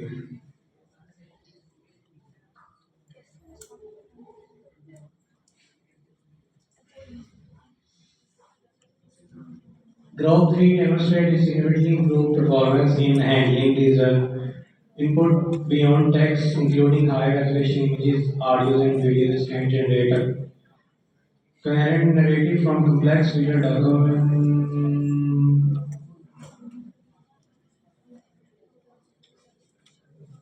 ये तो ग्रोथ 3 के बारे में बता रहे हैं, लेकिन मैंने ऐसे कोई टूल नहीं दिया, मैं बस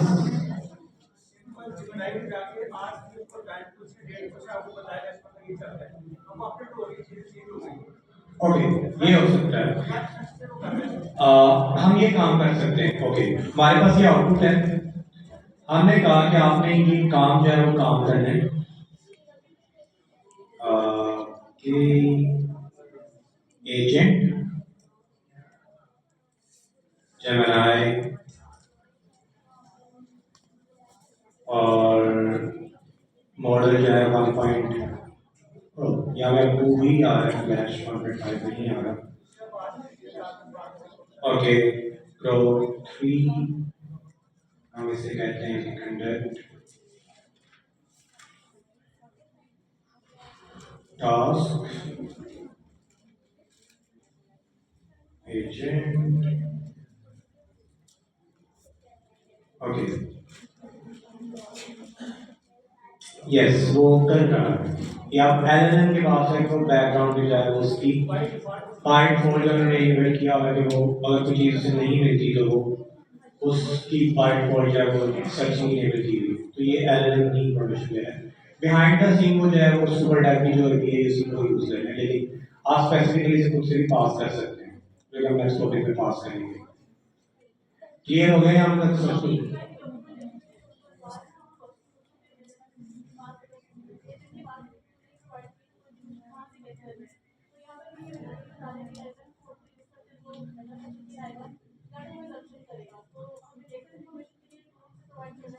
टूल हमें एजेंट को प्रोवाइड करना पड़ेगा, ये मेरे ख्याल में एलएलएम के पास कैपेबिलिटी है या वो अज्यूम करके वो चीज़ें लेके आ रहा है, लेकिन जब आपने लाइव सर्च करनी हो तब आपको टूल जो है वो प्रोवाइड करना पड़ता है। और कुछ ऐसे सिनेरियोज आते हैं जब आप उसके अंदर टूल प्रोवाइड करें और प्रॉपर्ली काम करें तो आपके पास एरर्स भी आते हैं।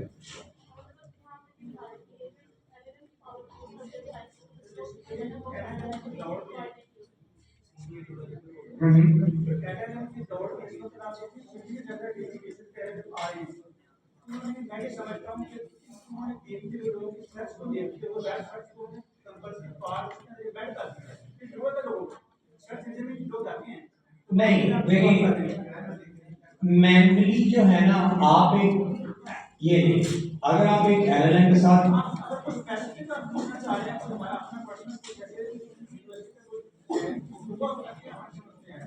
नहीं, बेसिकली जो मेरी अंडरस्टैंडिंग है ना एलएलएम से वो ये है कि जब आप एक एलएलएम को अपने कोड के अंदर यूज करते हैं ना, इंपोर्ट करके लाइब्रेरीज के साथ, तो आपको उसमें हर फंक्शन बताना पड़ता है, सर्च करनी है कि नहीं करनी, हिस्ट्री मेंटेन करनी है कि नहीं करनी, कोई टेक्स्ट मेंटेन करना है कि नहीं करना। सेम एलएलएम को जब आप उनकी वेबसाइट को इंप्लीमेंट करेंगे वो सारी चीजें परफॉर्म करता है, लेकिन एक भी कोड के अंदर हमें मैनुअली चीजें बतानी पड़ती हैं। कैपेबिलिटीज ऐड करनी पड़ती है। अब वो जो उन्होंने वेब इंटरफेस दिया हुआ है, बिहाइंड द सीन उसकी कोडिंग के अंदर उन्होंने उसकी चीजें ऐड की हुई है। और ये बाय डिफॉल्ट उन्होंने जब, क्योंकि अगर ये बाय डिफॉल्ट ऐड होती है तो जो हम हिस्ट्री मेंटेन करते हैं, हम प्रोब्स पास करते हैं, हम कॉन्टेक्स्ट पास करते हैं, या हम मेमोरी पास करते हैं, तो हमें भी एपीआई की पास नहीं करनी चाहिए, सिर्फ बाय डिफॉल्ट मेंटेन करना चाहिए था, लेकिन हमें वो पास करनी पड़ती है।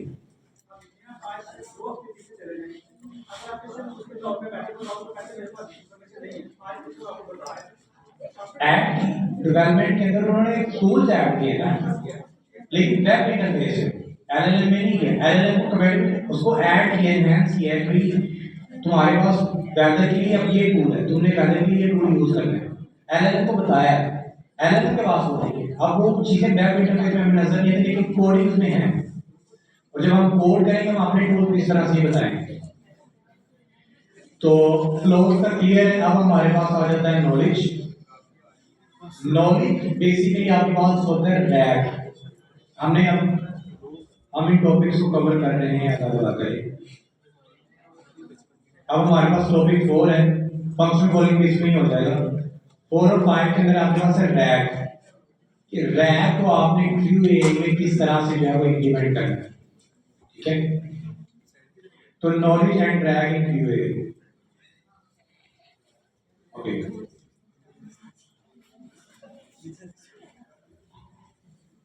Where is knowledge? Okay.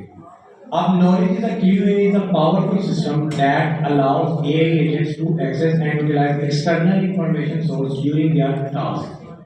कि भाई आप एक एलन एजेंट को बताते हो कि आप ड्यूरिंग द एग्जीक्यूशन आप एक्सटर्नल रिसोर्सेज इस तरह की चीजों को क्या कर सकते हो, यूज कर सकते हो। Thinking app is giving your agents as a reference library they can consult while they are working। कि भाई आप उसे बता सकते हो कि भाई जब तुमने टास्क परफॉर्म करना है तुमने इस लाइब्रेरी को यूज करना है, तुमने इस डॉक्यूमेंटेशन को रीड करके जो है वो डॉक्यूमेंट ऐड करना है, या तुमने इस चीज को फॉलो करना है। तो आप एक एलएलएम की जो सिस्टम्स का नॉलेज को इंक्रीज कर सकते हैं। यहाँ पे की बेनिफिट्स लिखे हुए हैं, agents with the domain specific support the scenes with real world scenarios, maintain context and ground। और यहाँ पे आपके पास दो चीजें इसने बताई हैं नॉलेज के अंदर। सोर्स, आपके पास कौन कौन सा सोर्स होना चाहिए, और ये आपके पास क्या रिक्वायर्ड है। कलेक्शन नेम ऑप्शनल है। अब रिसोर्स के अंदर क्या लिखा हुआ उसने बताया कि list of knowledge source that can provide content to be stored and query can include PDF, CSV, Excel, JSON, text और string content, ठीक है। अब बेसिकली रैग ही आपके पास जो एलएलएम की जो इंफॉर्मेशन है वो इंक्रीज करता है। रैग क्या है कि हम एक एलएलएम के पास कोई इंफॉर्मेशन या हम उसे एक्सटर्नल सोर्स देते हैं, वो एक्सटर्नल सोर्स क्या करता है, एम्बेडिंग्स के अंदर कन्वर्ट होता है। जब वो एम्बेडिंग्स में जाता है तो वेक्टर डेटाबेस में जाता है और वहां पे जाके वो स्टोर होता है। जब हम एलएलएम से क्वेरी करते हैं तो वो ये देखता है कि जो मेरे से क्वेरी की गई है उसका जो कंटेक्स्ट है रैक के अंदर पड़ा हुआ, तो रैक से वो इंफॉर्मेशन आती जो है वो हमको प्रोवाइड करना होता है, और हमने ये बेसिक जेमिनी के साथ रैक को जो है वो इंप्लीमेंट किया हुआ। अब क्यूए के अंदर हम क्या करना चाह रहे हैं, रैक सिस्टम को इंप्लीमेंट करना चाह रहे हैं, कोई एक्सटर्नल रिसोर्सेज के साथ एजेंट्स को हम पावरफुल करना चाह रहे हैं कि अच्छा तुम्हारे पास कोई ऐसा टास्क आता है या तुम्हारे पास कोई एक ऐसी इनपुट आती है जो कि तुमने क्या करना है कि रैक के साथ जो है इंप्लीमेंट करना है, या तुमने एलएलएम से आंसर्स करना है, ठीक है। अब वो इंफॉर्मेशन जो हो सकती है हम एक एजेंट के को एनहांस करने के लिए यूज करते हैं। वो आपके पास पीडीएफ हो सकता है, वो आपके पास सीएसवी फाइल हो सकती है, वो आपके पास एक्सेल की फाइल हो सकती है, वो आपके पास जेसन की फाइल हो सकती है, वो आपके पास दो टेक्स्ट की फाइल हो सकती है, आपके पास फाइल्स हो सकती हैं, आपके पास स्ट्रिंग्स हो सकती है। अब यहाँ पे लिखा हुआ स्टोरेज आपके पास ऑप्शन होती है। Custom storage for configuration for the knowledge stored and retrieved event if not provided are default storage will be created. अगर आप यहाँ पे कस्टम स्टोरेज है वो प्रोवाइड करना चाह रहे हैं, ठीक है, अगर तो आपने वो प्रोवाइड किया तो आपके पास वो आएगी, अगर आपने वो प्रोवाइड नहीं की आपके पास क्या आएगी, कस्टम स्टोरेज है वो ऐड कर सकते हैं। Okay okay okay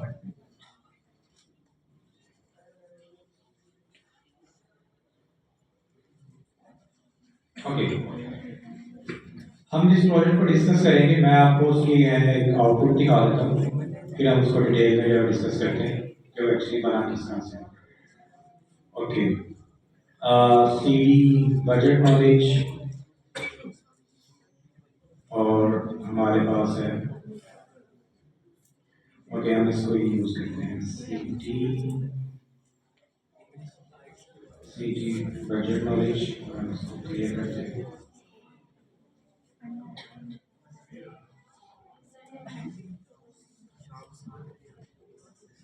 kick off UV run kick off. Basically ये रैप सिस्टम जब इम्प्लीमेंट किया है पीडीएफ, वो क्या करता है कि पीडीएफ को लेता है और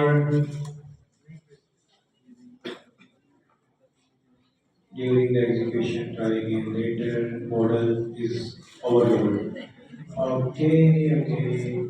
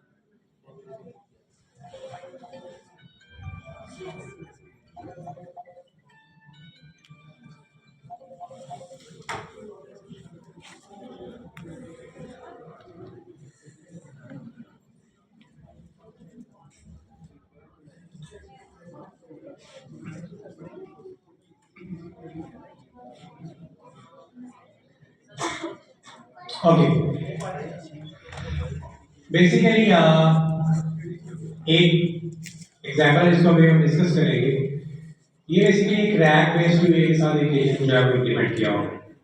वो क्या करता है कि अब एजेंट दो तरह के एजेंट इसमें बने हुए हैं। एक क्या करता है कि एक के पास जो है वो एक पीडीएफ की फाइल, जो कि उस पीडीएफ की फाइल को रीड करता है और उसके बाद उसकी सारी इंफॉर्मेशन जो है वो यूज करता है। अब हमने यहाँ पे एक यूजर से इनपुट लिए, ह्यूमन इनपुट, अभी हमें टास्क करने देगा तो हम देख सकते हैं। हमने यहाँ पे एक इनपुट लिए, अब हम कोई उससे कोई चीज करते हैं तो अब एजेंट जो है वो डिसाइड करता है कि भाई अच्छा कि मैंने जो है ये जो इनपुट या आपको जो आउटपुट प्रोवाइड करनी है, क्या मैंने वो अपने रैक सिस्टम में से इम्प्लीमेंट करनी है या मैंने आपको जो है लाइव सर्च से जो है वो इम्प्लीमेंट करके दे दी। ठीक है, मैं ऐसे पूछता हूँ, उसने कहा है कि please ask anything related to the union budget. ठीक है, एक पाकिस्तानी बजट मुझे शीट में उस पे इम्प्लीमेंट किया हुआ है। यूनियन बजट में ऐसे पूछता हूँ कि व्हाट इज क्रू एआई, एक जेनेरिक क्वेश्चन। ठीक है, एक एजेंट से आपने पूछा व्हाट इज क्रू ए, आपने एंटर किया, उसने बताया कि आप ये जो यूनियन बजट के अंदर हमारे पास जो एजेंट है उसने स्पेसिफाई किया कि भाई ये जो चीज है ना, ये मेरे रैक सिस्टम में से नहीं है, मेरी पीडीएफ की फाइल में से नहीं है। मुझे क्या करना है, मुझे इसके लिए इंटरनेट की क्या करनी है, सर्च करनी है। ठीक है, व्हाट इज क्यू है, उसने मेरे पास एक पीडीएफ थी जिसके अंदर ये चीज इंप्लीमेंट नहीं थी। अब टास्क के ऊपर मेरे एजेंट ने डिसीजन लिया, यही हम बात करें कि ये एजेंट क्या करते हैं, डिसीजन लेते हैं। मेरे पास एक आउटपुट आई, उस आउटपुट के ऊपर मैंने वेरीफाई किया कि अगर मेरे पास कोई यूनियन बजट उसमें से नहीं है, तो आपने कौन सा एजेंट यूज करना है, सर्च एजेंट। उसने वो सर्च एजेंट जो है वो यूज किया और सर्च एजेंट को यूज करते हुए उसने क्या किया कि मेरे पास एक आउटपुट आ गई और मेरे पास की आउटपुट रूट आ गई, सर्च पैरामीटर्स, और ये मेरे पास इंटरनेट सर्च एक्सपर्ट, और ये Q is a multi agent framework, और यहाँ पे इसका जो है वो रिस्पॉन्स आ गया और ये आपके पास क्या हो गया, एंड हो गया। ठीक है, अब हम इसी एजेंट से क्या करते हैं, एक जो पीडीएफ मैंने दी हुई है यूनियन बजट के नाम से, इससे पूछते हैं कि changes in new text resume, कि आपके पास टेक्स्ट के अंदर जो है वो कितने चेंजेस आए थे। तो 2024 में हमारे पास जो टेक्स्ट है वो इंक्रीज हुए थे और ये जो है मार्क डाउन है। अब हम दोबारा एजेंट को जो है वो रन करते हैं, क्लियर, कि को दोबारा एजेंट को रन किया, एजेंट को दोबारा रन किया, आउटपुट आई, अभी के लिए इसको इग्नोर कर रहे हैं, वार्निंग सॉरी। मैंने कहा कि what change in the new income tax regime, मेरा एक क्वेश्चन एंटर। अब वो ये डिसाइड कर रहा है कि उसने कहा कि बेटा ये वाला जो क्वेश्चन आपने मुझसे किया है ना, ये किस में से है, यूनियन में से, मतलब मेरे पीडीएफ की फाइल में से है। अब मुझे जो इसका आंसर करना है वो मुझे कहां से करना है, अपनी पीडीएफ फाइल में से करना है। और उसने देखी ये पीडीएफ फाइल में से जो मेरा वो टेबल पड़ा हुआ था वो एज इट इज उठा के जो है वो मुझे प्रोवाइड कर दिया। मेरा एक एजेंट जो लैब बेस्ड सिस्टम पे जो है काम कर रहा है, इसके अंदर दो एजेंट्स हैं, ठीक है। एक नॉलेज बेस जिसके पास पीडीएफ इंफॉर्मेशन है, और एक एजेंट है जिसके पास सर्च की कैपेबिलिटीज आपके पास। अब मैं क्वेश्चन करता हूं तो मेरा क्रू जो है वो डिसाइड करता है कि भाई अच्छा बेस्ड ऑन द क्वेश्चन मुझे लाइव सर्च करना है या मुझे नॉलेज वाले के पास जाना है। अब जो क्वेश्चन मेरे पास उसके पास आया है, उसने ये अज्यूम किया कि अच्छा यार ये क्वेश्चन आया है। अब डेफिनेटली मैं क्वेश्चन करूं से कैसे पता चल रहा है कि मैंने यूनियन के पास जाना है या अपने लाइव सर्च के पास जाना है। अभी मैंने आपको बात की जब आप एक रैग को इंप्लीमेंट करते हैं तो आप क्या करते हैं, एम्बेडिंग्स करते हैं। एम्बेडिंग्स को कहाँ पे स्टोर करते हैं, किसी वेक्टर डेटाबेस में स्टोर करते हैं। जब आप एक प्लेन आप क्यू एक बात छोड़ते हैं, जब आप एक एलएलएम के साथ रैग को इंप्लीमेंट करते हैं तो बेस्ड ऑन द क्वेरी वो इंफॉर्मेशन को किसमें सर्च करता है, अपनी वेक्टर डेटाबेस में, वेक्टर एम्बेडिंग्स को। अगर वहां पे वो चीज मैच होती है उसमें से आंसर देगा, अदरवाइज आप लोग कहता है कि मेरे पास टेक्स्ट में आंसर नहीं है, ठीक है। इस केस में क्या कर रहा है, हमने कहा कि आंसर नहीं, अगर नहीं है तो तुम दूसरे एजेंट को यूज करो, लेकिन मुझे आंसर चाहिए वो चाहिए। तो ये बेसिकली क्यू के अंदर आप क्या करते हैं कि रैग सिस्टम को इंप्लीमेंट कर सकते हैं। अब रैग की जो इनपुट्स होती है वो पीडीएफ, टेक्स्ट या किसी भी फॉर्मेट्स में जो है वो हो सकती है। अगर आपने रैग को इंप्लीमेंट करना है आप एक सिंगल क्यू के साथ भी कर सकते हैं, लाजमी नहीं है कि आप फ्लो में ही इंप्लीमेंट करें, आप एक सिंगल क्यू के साथ भी काम कर सकते हैं। अगर आप यहाँ पे नॉलेज के ऊपर जितनी भी एग्जांपल्स देखेंगे, आप क्यू एक डॉक्यूमेंटेशन पे चले जाएं, अगर आप क्यू एक डॉक्यूमेंटेशन पे चले जाएं, आपको यहाँ पे नॉलेज के ऊपर जितनी भी एग्जांपल्स यहाँ पे मिलेंगी, जैसे कि यहाँ पे उसने एक स्ट्रिंग पास की है, ठीक है, यहाँ पे उसने एक टॉक स्ट्रिंग पास की है जो कि आप बात कर रहे थे, अगर मैं से डॉक्यूमेंट्स दूं और ये पोस्ट को रीड करे रहा है, मेरा सिस्टम और वो आके इंफॉर्मेशन को यूटिलाइज करे, वो ये काम कर रहा है, ठीक है। उसके बाद यहाँ पे जितनी आप एग्जांपल्स देखेंगे आपके पास डॉक्यूमेंट डॉट टेक्स्ट है, अदर देन डॉट टेक्स्ट है, हर एक के लिए एक स्पेसिफिक क्लास है जो कि आप एलएलएम से जो है वो क्यू से इंपोर्ट करेंगे। लेकिन सबसे जो इंपॉर्टेंट चीज इसमें डिस्कस करने वाली वो ये है कि जब आप क्यूए की एग्जांपल्स, जब आप क्यूए डॉक्यूमेंटेशन पे जाएंगे और यहाँ पे आप जितनी भी एग्जांपल्स दी हुई हैं अगर आप इनको रन करेंगे तो रन नहीं होगी, कुछ केसेस में रन होगी, कुछ केसेस में रन नहीं होगी। जिनके पास रन नहीं होगी वो मेक श्योर करें कि जो ये बाय डिफॉल्ट आपके पास टेक्स्ट फाइल नॉलेज सोर्सेज होते हैं, ये क्या करते हैं कि आपकी रूट डायरेक्टरी के अंदर नॉलेज के फोल्डर को रीड करते हैं। आपने अपना कोई भी टेक्स्ट डॉक्यूमेंट या पीडीएफ डॉक्यूमेंट, कोई भी चीज या एक्सेल की फाइल आपने अगर रैग सिस्टम को देनी है क्यूए में, तो आपने रूट लेवल पे, चाहे वो फ्लो का प्रोजेक्ट है चाहे वो क्यू का प्रोजेक्ट है, जब आप क्यू का प्रोजेक्ट क्रिएट करते हैं तो वो बाय डिफॉल्ट नॉलेज का फोल्डर जब रूट डायरेक्टरी में बनाता है। लेकिन जब आप एक फ्लो के साथ प्रोजेक्ट क्रिएट करते हैं, लेट्स सपोज अगर हम सीडी और मैं इसे कहता हूँ क्लियर, अब हम क्या करते हैं कि क्यू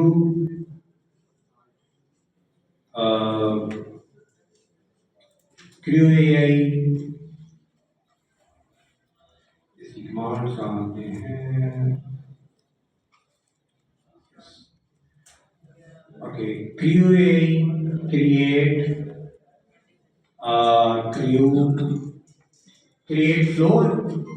क्रिएट फ्लो और आगे प्रोजेक्ट करें, ओके, माय फ्लो प्रोजेक्ट।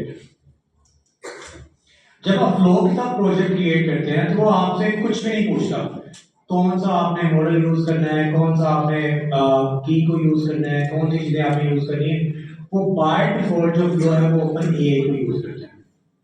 अगर आपने फ्लो के साथ प्रोजेक्ट क्रिएट किया, आप उसमें कोई एलएलएम पास नहीं करे, कोई चीज़ें उसमें पास नहीं करे, तो जो है बाय डिफॉल्ट वो एलएलएम जो है वो ओपन ए को यूज करता है और ओपन ए की कीज को वो यूज करता है।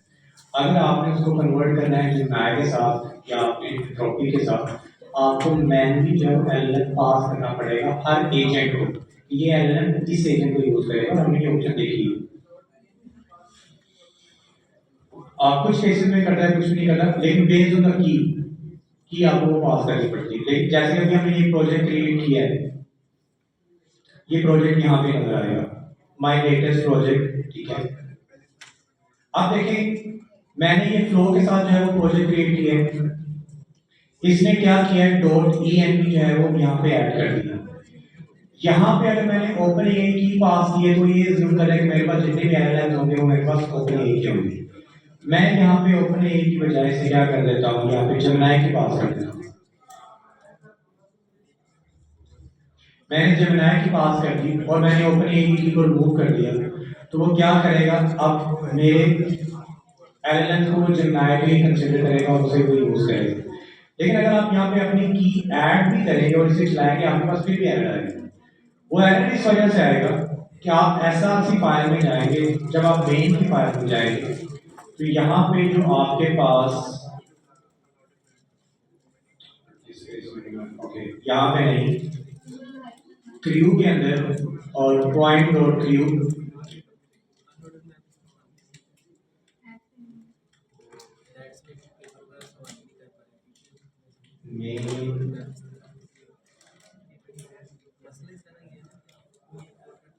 Okay, config point dot crew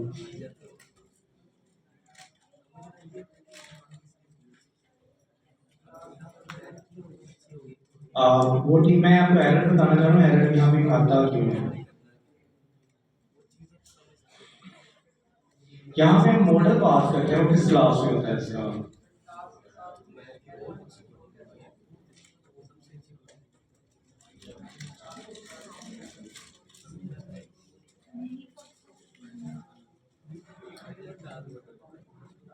यहाँ पे हम एलएलएम पे कॉल करके एलएलएम दे सकते हैं, वो मुझे आइडिया है। लेकिन यहाँ पे अगर हम इसे रन करते हैं तो यहाँ पे ना इसने एक फाइल दी होती है जिसका नाम से मॉडल रखा होता है।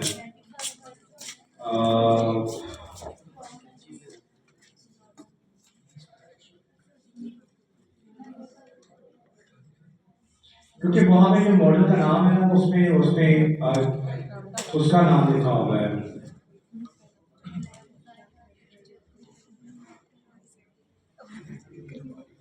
ये आप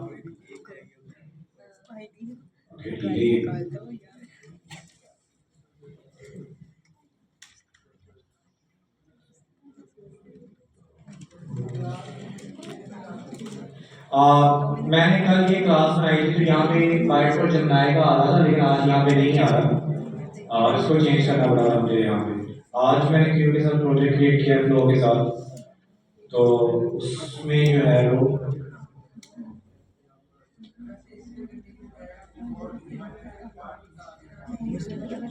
क्या बता वो एक्सेप्ट करता है, लेकिन यहाँ पर उन्होंने वेरिएबल डिक्लेयर किया हुआ है।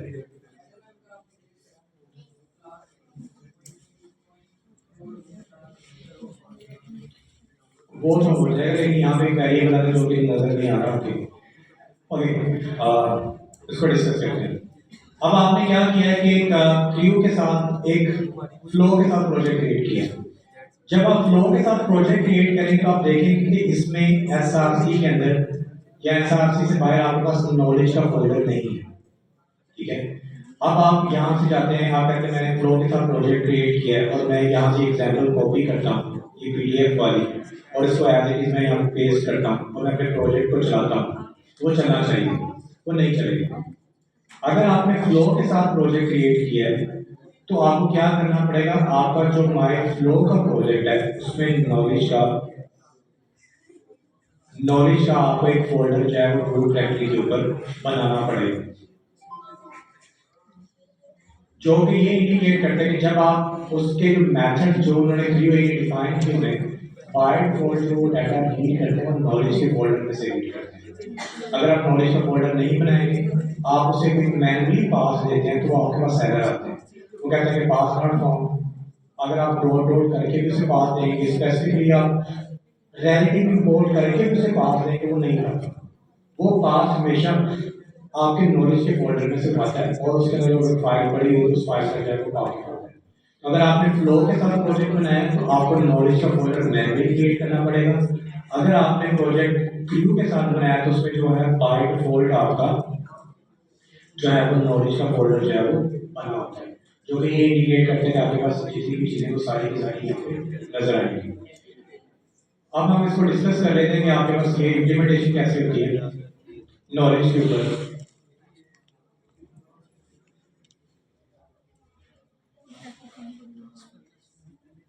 ओके, अभी जो राफे बात कर रहा था कि अगर आपने क्यू के साथ प्रोजेक्ट क्रिएट किया है या आपने किसी भी चीज के साथ प्रोजेक्ट क्रिएट किया है, अगर आपने अपना एलएलएम जो है वो चेंज करना है, आप कह रहे हैं कि भी मैंने एक एजेंट को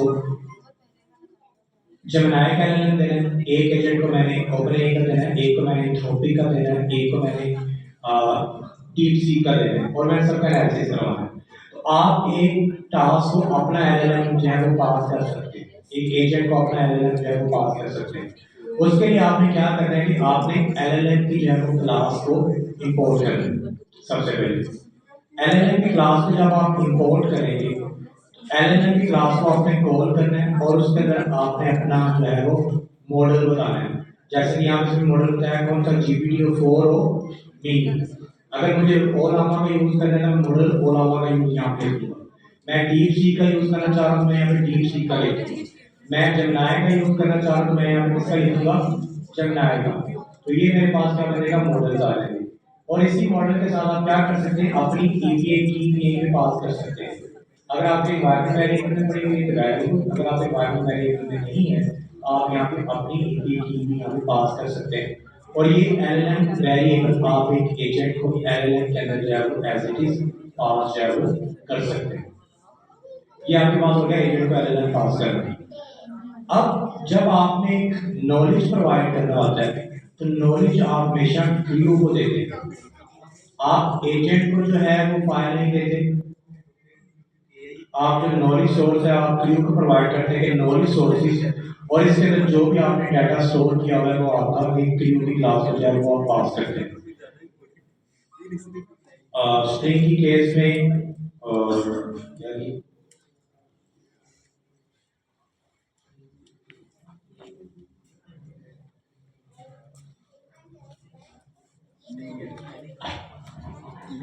हम क्या करते हैं कि पीडीएफ को जो है वो एक जो है वो यूटिलाइज करते हैं। हम पीडीएफ की एग्जांपल देते हैं। मैंने क्या करना है कि मैंने यहाँ एक एक एजेंट बनाना है। मैं कह रहा हूँ कि मैंने सिर्फ पीडीएफ के साथ बनाना है, ठीक है।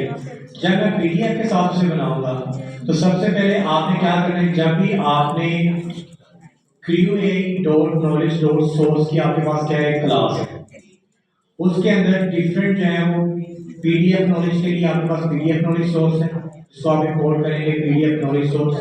अगर आपने टेक्स्ट के लिए यूज करना है तो आपके पास है टेक्स्ट फाइल नॉलेज सोर्स। अगर आपने सीएसवी के लिए यूज करना है तो उसके लिए आपके पास सीएसवी नॉलेज सोर्स। अगर आपने एक्सेल के लिए यूज करना है तो आपके पास है एक्सेल नॉलेज सोर्स। और जेसन के लिए अगर आपने यूज करना है तो आपके पास है जेसन नॉलेज सोर्स। तो जिस तरह का आपने नॉलेज सोर्स पास करना है उस तरह की क्लास आपने इंपोर्ट करनी है और इंपोर्ट करनी है आपने COA की नॉलेज में से। क्लियर, इस एक क्लास के लिए नहीं डिफरेंट क्लासेस। अगर आप COA के 1.6 पे चले जाते हैं जो कि सिर्फ 9.0 या 8.0 थे, उसमें ये क्लासेस नहीं थी, ये 100 में। अगर आप 100 से बिलो में भी जाएंगे तो आपके पास ये क्लासेस नहीं होंगी। उसके लिए आपको डिफरेंट जो है पैकेज इंस्टॉल करने पड़ते हैं, जो कि पीडीएफ रीडर था आपके पास रीडर के नाम से पीडीएफ को रीड करने के लिए आपको पैकेज इंस्टॉल करने पड़ते हैं। लेकिन क्रियो 100 की कोड के अंदर ये चीज है वो आपको नहीं करनी पड़ती, आप सिर्फ डाटा बताते हैं। और सब में जो कॉमन चीज है वो आपके पास क्या है, फाइल पास। और इसके अंदर आप अपना डॉक्यूमेंट जो है वो प्रोवाइड करते हैं। Create an agent with source to agent और क्यू लेवल नॉलेज सोर्स। और आपके पास क्या है, पीडीएफ जो है वो एक सोर्स है। ओके, अभी हमने एक प्रोजेक्ट क्रिएट किया है, न्यू फोल्डर, हम इसका फोल्ड करते हैं। मैं अभी सॉरी एनावर्स क्रिएट हमें फोल्डर।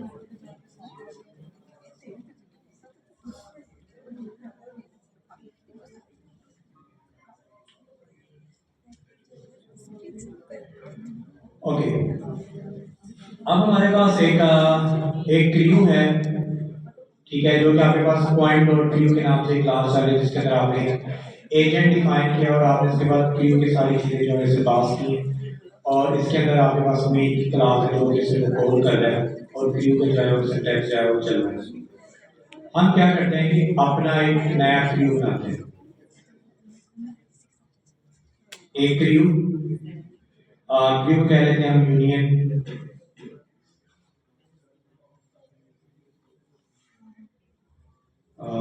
यूनियन के नाम से या हम इसे कह लेते हैं बजट।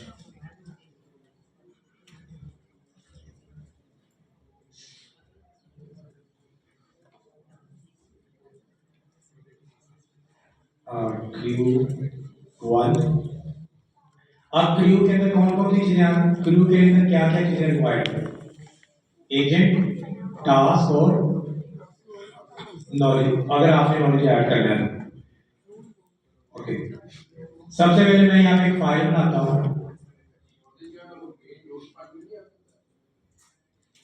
हम उसे ऐड करके मैं फ्लो के प्रोजेक्ट की बात कर रहा हूँ। अभी हम एक क्रू बना रहे हैं, नॉलेज को भूल जाते हैं। मैं एक क्रू बना रहा हूँ, क्रू डॉट पी वाई, मेरे पास एक क्रू है। अब एक क्रू के बनाने के लिए मुझे क्या क्या चीजें चाहिए, एजेंट और टास्क, ठीक है।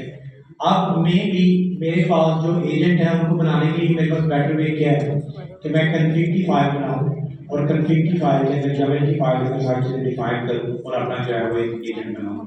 या मैं क्या कर सकता हूं, सारी की सारी क्लासेस को इंपोर्ट करूं, इंपोर्ट करने के बाद जो है वो उसको बनाऊं और उसके साथ जो है वो अपना जो है क्रू बनाऊं और उसे स्टार्ट करूं।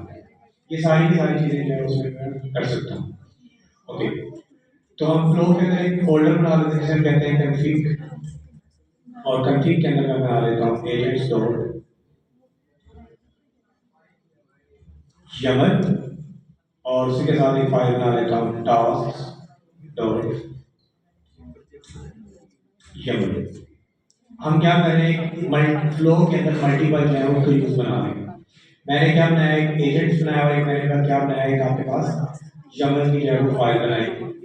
अब एजेंट के अंदर मुझे क्या चीज डिफाइन करनी है, एक एजेंट डिफाइन करना है और एक मुझे क्या करना है, उसका टास्क जो है वो डिफाइन करना है।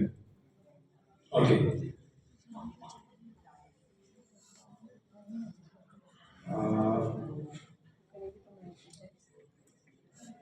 इसकी एग्जाम्पल कौन सी दी गई है,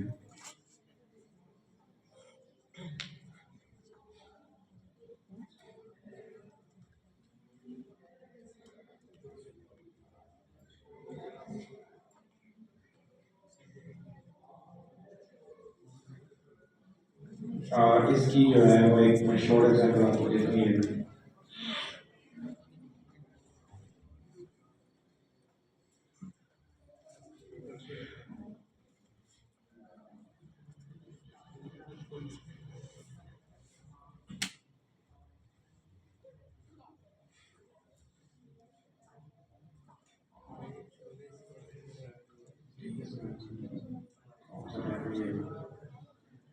ओके, मैं यहाँ पे एक एजेंट बना रहा हूँ, ठीक है, जिसका नाम मैंने एजेंट ही रखा होगा। सर आपका जो क्वेश्चन के एजेंट किस तरह से बनाते हैं, किस तरह से ऐड करते हैं। ओके, एजेंट, अब एजेंट बनाने के लिए क्या क्या चीजें चाहिए, रोल, उसके बाद उसका गोल और एक बैक स्टोरी। ये तीन चीजें जो है वो हमें पता है कि एक एजेंट को चाहिए कंपल्सरी, बाकी जो चीजें हैं उसके लिए क्या है वो ऑप्शनल है। अब जब मैंने आपको बताया कि आपने एजेंट बनाया, आपने रोल बनाया, आपने गोल बनाया या आपने बैक स्टोरी बनाया, तो इसको जो है वो रन करने का जो है वो एक डिफरेंट वे है, या आपके पास डिफरेंट तरीके से जो है वो चीज चलेगी। ओके,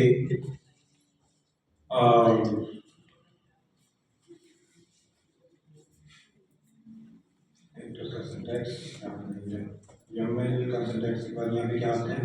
ओके, आपके पास ये चीज़ है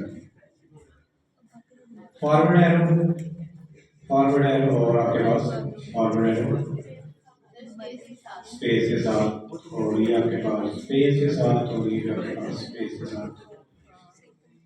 हम यहाँ पे ऐड कर लेते हैं दिस इज रोल, और इसे क्या कहते हैं कि दिस इज होल, और इसे हम क्या कहते हैं कि दिस इज बैक स्टोरी। ये एजेंट की जो चीजें हैं वो हमें यहाँ पे डिफाइन करनी है। अब मैंने यहाँ से जो कोड को भी यहाँ पे एक एजेंट बनाया जिसका एक हम क्या कहते हैं कि गोल लिखते हैं, जो इसका गोल है कि सर्च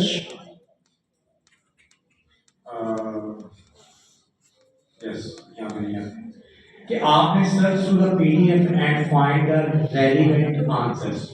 ठीक है भाई, मैंने एक एजेंट बना रहा हूँ जिसमें मैं इसका रोल बता रहा हूँ कि आपने search through the PDF to find relevant answers. ठीक है, ओह सॉरी, ये इसका ये गोल में आना था, सॉरी। हम इसे बना सकते हैं कि आपके पास ये क्या है, सर्च पीडीएफ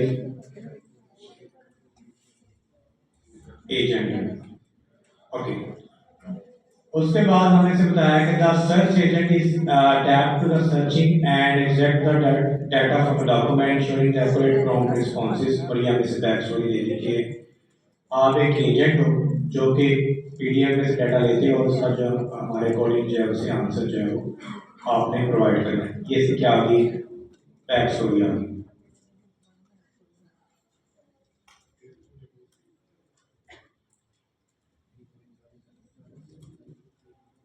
ओके, तो ये मैंने क्या किया, एक एजेंट ऐड किया। एजेंट को मैंने बताया कि सर्च पीडीएफ एजेंट, जो कि पीडीएफ को सर्च करेगा।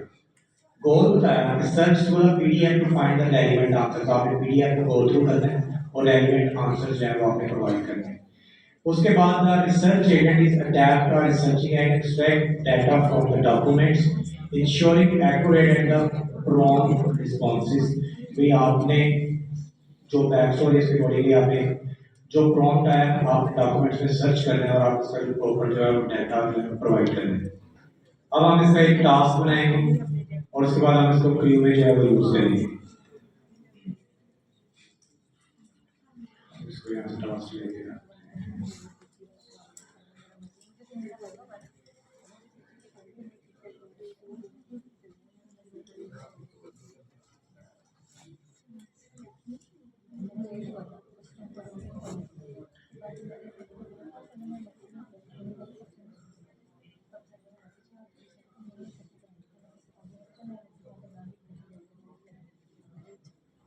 ओके, डिस्क्रिप्शन है और आपके पास एक्सपेक्टेड जो है वो आउटपुट है। ओके, टास्क में गए, हम इसे कह देते हैं कि रिसर्च एजेंट, और हम इसको बता रहे हैं कि इसके जो है वो डिस्क्रिप्शन कोलन स्पेस, ये इसकी डिस्क्रिप्शन हमने बता दी। किसी जो कस्टमर क्वेश्चन किए जाएंगे उसका जो है वो आंसर देगा। ये हमारे पास क्या आ गई, किसी डिस्क्रिप्शन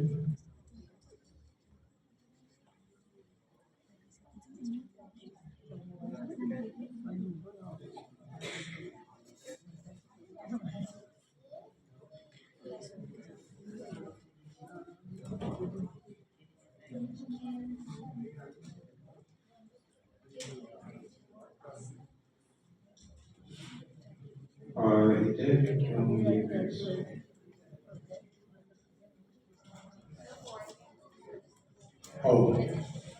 ये सॉरी। अब हमने क्या किया है कि रिसर्च एजेंट बनाया, उसकी डिस्क्रिप्शन ऐड कर दी this answer the customer questions based on the home inspection PDF जो हम उसे प्रोवाइड करेंगे। The research agent will research through the PDF to find the relevant answers. Your final answers must be clear and accurate. और जो भी customer के questions आएंगे वो यहाँ पे हमारे पास पेश हो जाएंगे।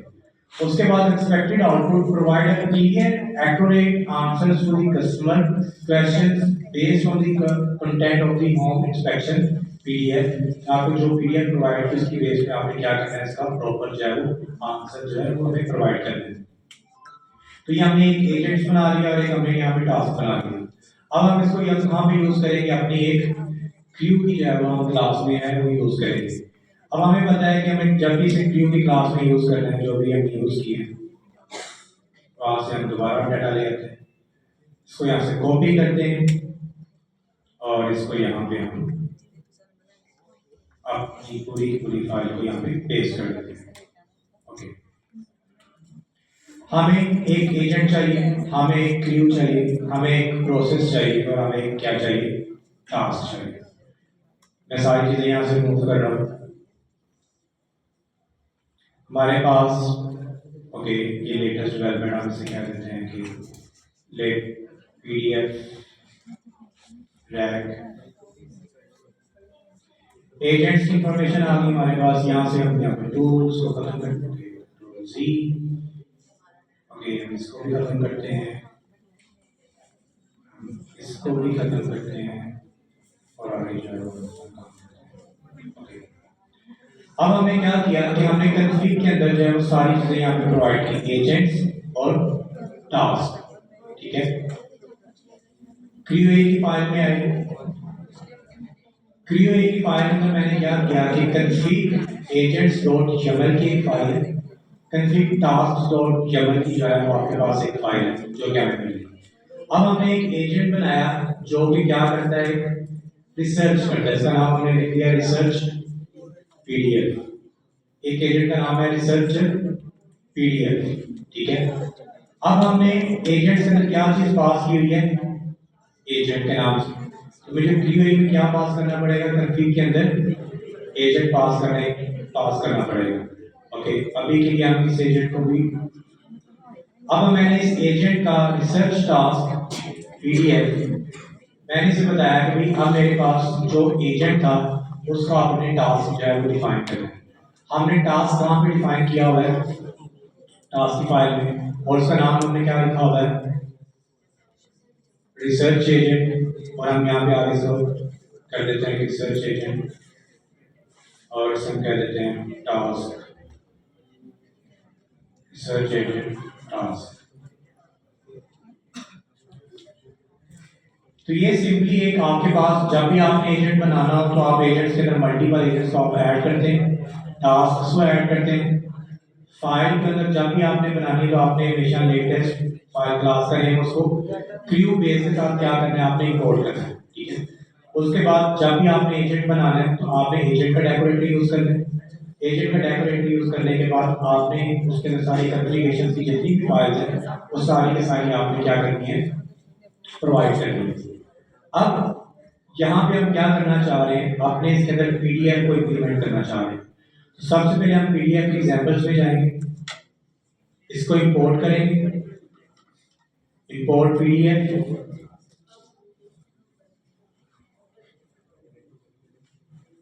ओके, हमने इसे इंपोर्ट किया, इंपोर्ट पीडीएफ नॉलेज,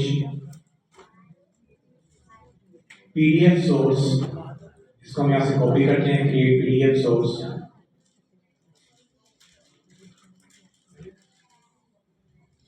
और यहाँ पे हम अपनी पीडीएफ के जितने भी पार्ट्स हैं वो सारे के सारे क्या कर रहे हैं, प्रोवाइड कर रहे हैं। हमने यहाँ पे लिखा है document.pdf, another.pdf। अब यहाँ पे हमने स्पेसिफिकली ये भी नहीं लिखा कि आपने डॉट स्लैश यहाँ पे जाना है, यहाँ से जाके पाथ फाइंड करना है। अगर आप देखेंगे तो इसके साथ वो क्या करता है, एरर आपको प्रोवाइड करता है। आपने रूट डायरेक्टरी के ऊपर क्या करना है, इस प्रोजेक्ट के ऊपर जो आप बना रहे हैं एक नॉलेज का एक फोल्डर जो है वो क्रिएट करना है। उस नॉलेज के फोल्डर के अंदर जो पीडीएफ आप रीड करवाना चाह रहे हैं, आप उस पीडीएफ को क्या करना है, यहाँ पे नाम लिखना है। मेरे पास एक पीडीएफ है जो कि मैंने रात को डाउनलोड की थी, download on example PDF my flow projects और नॉलेज के अंदर मैंने ये पीडीएफ जो है वो जिसको मैंने रीड करना, उस पीडीएफ को मैंने क्या किया, यहाँ पे पेस्ट कर दिया। और इसे हम रीनेम करते हैं। रीनेम करने के बाद अपने एग्जाम्पल्स में जाते हैं और मैंने कहा कि भाई मेरे पास ये पीडीएफ है जिसको आपने नॉलेज के फोल्डर में से क्या करना है, रीड करना है। आप मल्टीपल पीडीएफ इसमें जो है वो पास कर सकते हैं बेस्ड ऑन द सिनेरियो। मेरे पास क्या आ गया, पीडीएफ सोर्स आ गया कि मैंने इस पीडीएफ सोर्स के साथ जो है वो काम करना है और इस पीडीएफ सोर्स में जो है वो आंसर जो है वो रीड करना है। अब पार्ट 4 जो होता है वो अपने यूज कर रहे हैं। अब आपने अपना एलएलएम प्रोवाइड करना है कि आपने कौन सा एलएलएम यूज करना है और इसकी जो कीज आपने जो है वो यूज करनी है। आप इंपोर्ट करेंगे एलएलएम की क्लास में। आपने किसको इंपोर्ट किया यहाँ पे, एलएलएम की क्लास में। अगर आपको एलएलएम को यूज करना नहीं आता, अगर आप किसी डॉक्यूमेंटेशन को थोड़ा सा स्क्रॉल करेंगे, आपके पास उसमें एक एग्जांपल दी हुई है जो कि जेमिनी के साथ लिखी हुई है। वो क्या कर रहे हैं, आपके पास जेमिनी की एपीआई की वो क्या कर रहा है, वो गेट कर रहा है एनवायरनमेंट वेरिएबल में से जेमिनी एपीआई की के नाम से। ठीक है, हम इस क्या करते हैं, गेट करते हैं, गेट कर जेमिनी एपीआई की। हमने अपनी जेमिनी की एपीआई की गेट की, इसने कहा कि इंपोर्ट ओएस नहीं है, मैंने कहा क्विक फिक्स। जब हम क्विक फिक्स में जाएंगे वो क्या करेगा, ऐड इंपोर्ट ओएस, तो हमारे पास जेमिनी की जो है वो एपीआई की आ गई और एनवायरनमेंट वेरिएबल के अंदर हमने जेमिनी एपीआई की जो है वो ऐड की हुई है। और मेरे पास जो की है, जो मेरी वैलिड की है, वो मैं यहाँ से कॉपी कर लूँ दिस, और आपने अपनी की जो है वो पास कर दी। अब वो कह रहा है कि अब आपने क्या करना है, एक एलएलएम बनाना है जो कि आपने एक एजेंट को पास करना है जो कि वो यूज करेगा, कौन किसको यूज करेगा, आपके जेमिनी एलएलएम। मैंने यहाँ से कॉपी किया जेमिनी एलएलएम,